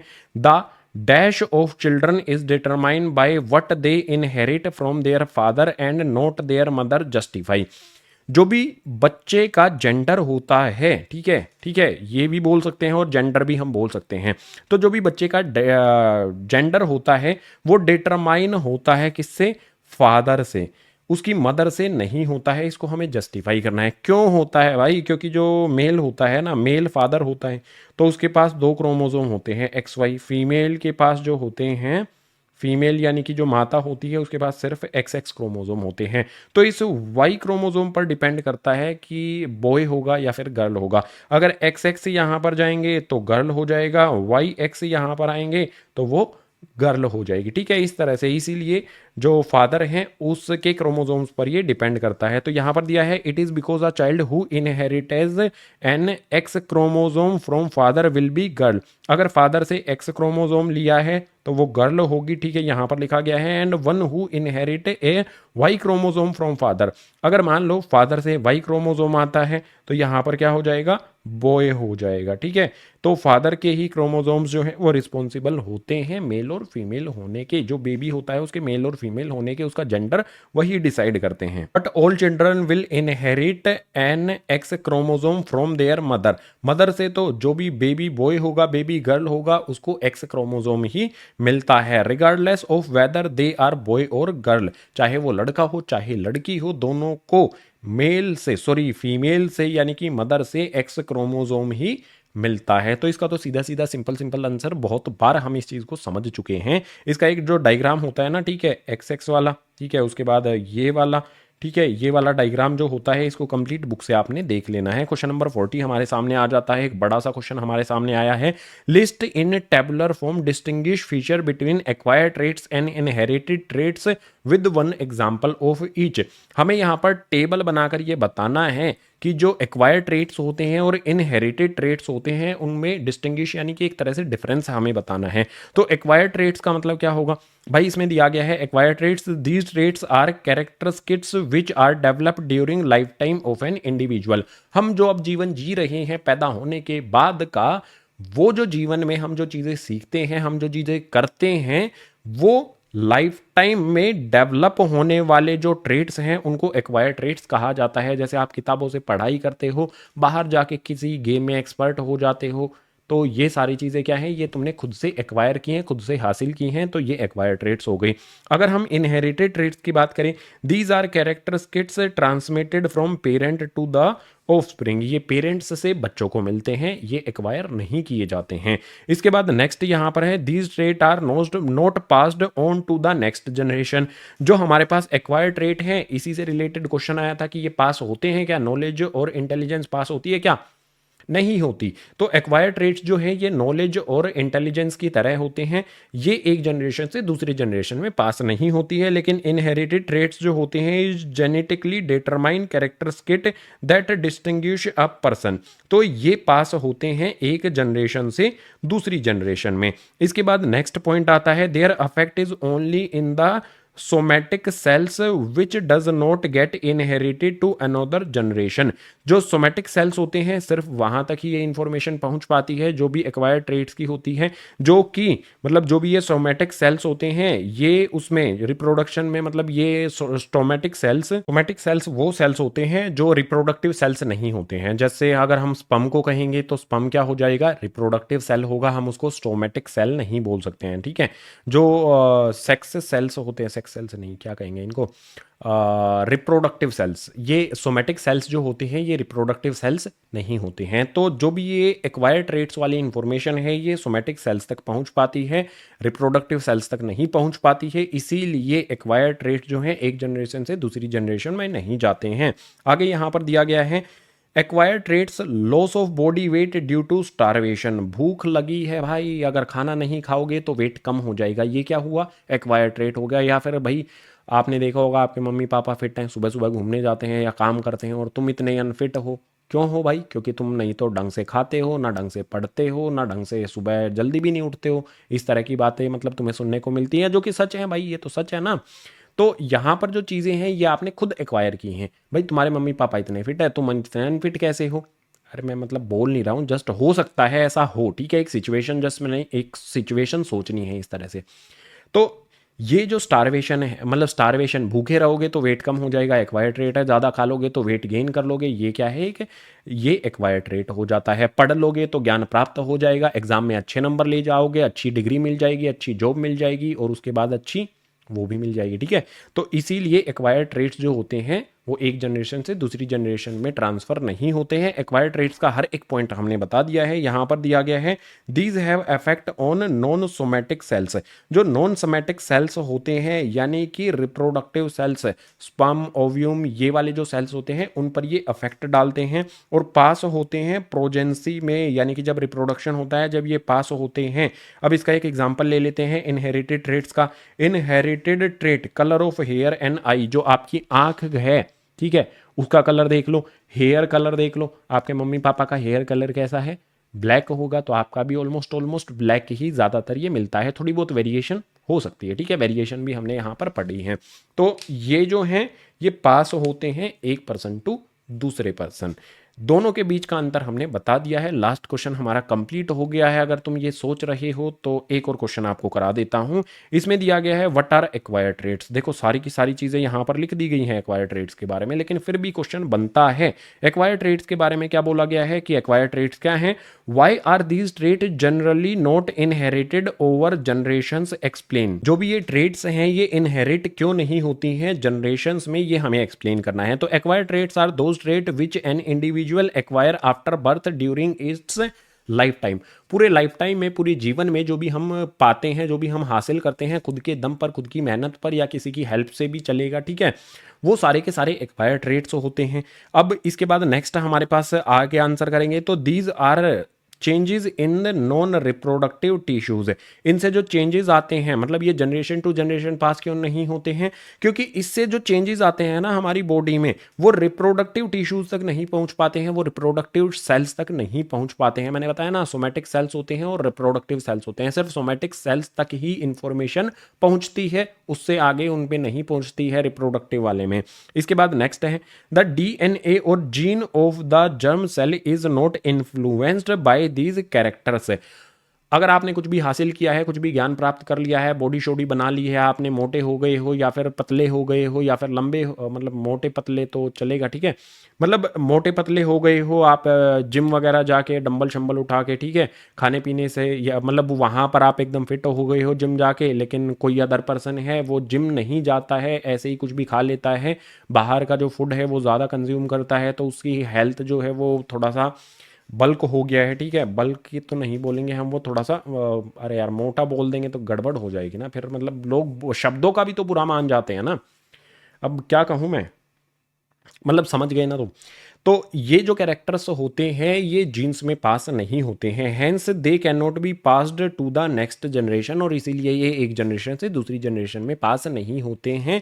जो भी एक्वायर्ड ट्रेट्स हैं वो हम खुद एक्वायर करते हैं, इनको एक जनरेशन से दूसरी जनरेशन में पास नहीं किया जा सकता है। ये है आज की वीडियो का लास्ट क्वेश्चन। जो भी बायोलॉजी वाली वीडियो है वो हो जाती है कंप्लीट। उम्मीद करूंगा जितने भी क्वेश्चन आपको कराए गए हैं ये आपको बहुत बेनिफिट करेंगे आपके एग्जाम में, या फिर आपके मतलब एग्जाम में ही बेनिफिट करेंगे। इसके अलावा आपने इससे बहुत कुछ सीखा है। जो रिप्रोडक्शन वाला चैप्टर है, आपकी बॉडी में जो चेंजेस होते हैं, बायोलॉजी का मतलब होता है कि यार हमारी बॉडी में जो चेंजेस हो रहे हैं, हमारे आसपास जो लिविंग थिंग्स है वो चेंजेस, जिस तरह से चेंजेस हो रहे हैं, बहुत कुछ हम यहाँ से सीखते हैं। ठीक है, तो एग्जाम में तो ये बेनिफिट करेगा ही करेगा, अपनी लाइफ का एक लेसन भी हमें यहाँ पर मिल जाता है। तो उम्मीद करता हूं जो भी क्वेश्चंस कराए गए हैं वो आपको बेनिफिट करेंगे। अगर क्वेश्चंस अच्छे लगे हैं तो भैया लाइक कर देना है, इन क्वेश्चंस को अपने क्लासमेट्स के साथ शेयर कर देना है, और जो भी नए आते हैं चैनल को सब्सक्राइब कर लेना है, क्योंकि इसी तरह से एजुकेशनल वीडियोस ग्रीन बोर्ड पर आती रहेंगी। यहां पर इधर उधर की बात नहीं होती है। होता क्या है, क्वालिटी एजुकेशनल वीडियोज आपको प्रोवाइड की जाती हैं फ्री ऑफ कॉस्ट। इसके अलावा जो भी आज कराया गया है उसका पीडीएफ लिंक आपको नीचे डिस्क्रिप्शन बॉक्स में दिया गया है, डाउनलोड कर लेना क्विक रिवीजन के लिए। अब आपके छोटे भाई बहन बिल्कुल होंगे भाई, उनको बोलो क्लास 9th में अगर हैं तो MKR क्लास 9th चैनल से पढ़ाई करें, क्योंकि यहाँ पर फालतू की बातें नहीं होती हैं, पढ़ाई होती है। मैथमेटिक्स की, साइंस की और सोशल साइंस भी जल्दी ही बच्चों के लिए शुरू कर दिया जाएगा। आप अभी क्लास 10th में हो तो तुमने ग्रीन बोर्ड सब्सक्राइब कर रखा है, लेकिन आगे तो जाओगे ना, क्लास 10th में ही थोड़ी रहना है। जो भी क्लास 10th में आपके साथी हैं, क्लास 10th में जो भी आएंगे उनको ग्रीन बोर्ड के लिए बता देना है। उसके बाद हिंदी मीडियम वाला अगर कोई आपका दोस्त है, भाई बहन है, तो उनके लिए बता दो कि ग्रीन बोर्ड हिंदी पर आपको बिल्कुल फ्री में जो भी ये चीज़ें हैं सारी की सारी फ्री हैं, फ्री ऑफ कॉस्ट हैं सारी की सारी चीज़ें। ठीक है, ग्रीन बोर्ड वाले चैनल पर जो भी हिंदी माध्यम का कंटेंट है, हिंदी मीडियम का कंटेंट है, वो आपको प्रोवाइड किया जाएगा। इसके अलावा भाई जब क्लास 10th से तुम 11th में जाओगे, ठीक है, मैथ तो पढ़ना है, बहुत अच्छे तरीके से पढ़ना है, और साइंस भी मैं ट्राई करूंगा कि शुरू की जा सके। क्लास 11th का पूरा सिलेबस वहां पर मैथ का करा रखा है। 12th भी जल्दी ही शुरू हो जाएगी, फरवरी से मैंने प्रॉमिस किया है शुरू करने का, और फरवरी की आज हो गई है 16 तारीख, नहीं 17 हो गई है, 17 तारीख हो गई है, क्योंकि अभी रात के 1 बजे हैं, तो 17 तारीख हो गई है। तो अभी मेरा एक छोटा सा काम रहता है, उसके बाद 12th क्लास का मैथ भी आपके लिए शुरू कर दिया जाएगा। जो भी आपके बड़े भाई बहन हैं जो क्लास 12th में जाएंगे, उनको बोल देना है आ जाएं, मैथ को बहुत अच्छे वे में यहाँ पर एक्सप्लेन किया जाएगा, फालतू बातें नहीं की जाएंगी। उम्मीद करता हूँ जो भी क्वेश्चंस कराए गए हैं वो आपको समझ में आ गए हैं। अगर समझ में आ गए हैं तो लाइक कर देना, शेयर कर देना, नहीं हो तो चैनल को सब्सक्राइब कर देना। अगर इस चैनल पर मतलब आपका काम हो गया है, क्लास 10th हो गई है, तो इसके अलावा आपके पास जो भी चैनल्स हैं, कई सारे ऑप्शंस आपको प्रोवाइड कर दिए गए हैं। आ जाना फ्री एजुकेशन, क्वालिटी एजुकेशन के लिए। सो इस वीडियो में इतना ही, मिलता हूँ आपसे इसी तरह की नेक्स्ट एजुकेशनल वीडियो में। नेक्स्ट एजुकेशनल वीडियो क्या होगी, फिजिक्स के जो 40 इंपॉर्टेंट क्वेश्चन हैं वो आपको इस वीडियो के नेक्स्ट डे प्रोवाइड कर दिए जाएंगे। जरूर देख लेना है एग्जाम में जाने से पहले। केमिस्ट्री वाले क्वेश्चन, बायो वाले क्वेश्चन और फिजिक्स वाले 40 क्वेश्चंस। टोटल कितने क्वेश्चंस कराए हैं, 120, सारे के सारे इंपॉर्टेंट हैं board exam point of view से। तो चलो अभी तुम सो जाओ, मैं सो जाता हूं। वीडियो एडिटिंग करके और पोस्ट करके सुबह सुबह तुम्हें ये वीडियो मिल जाएगी।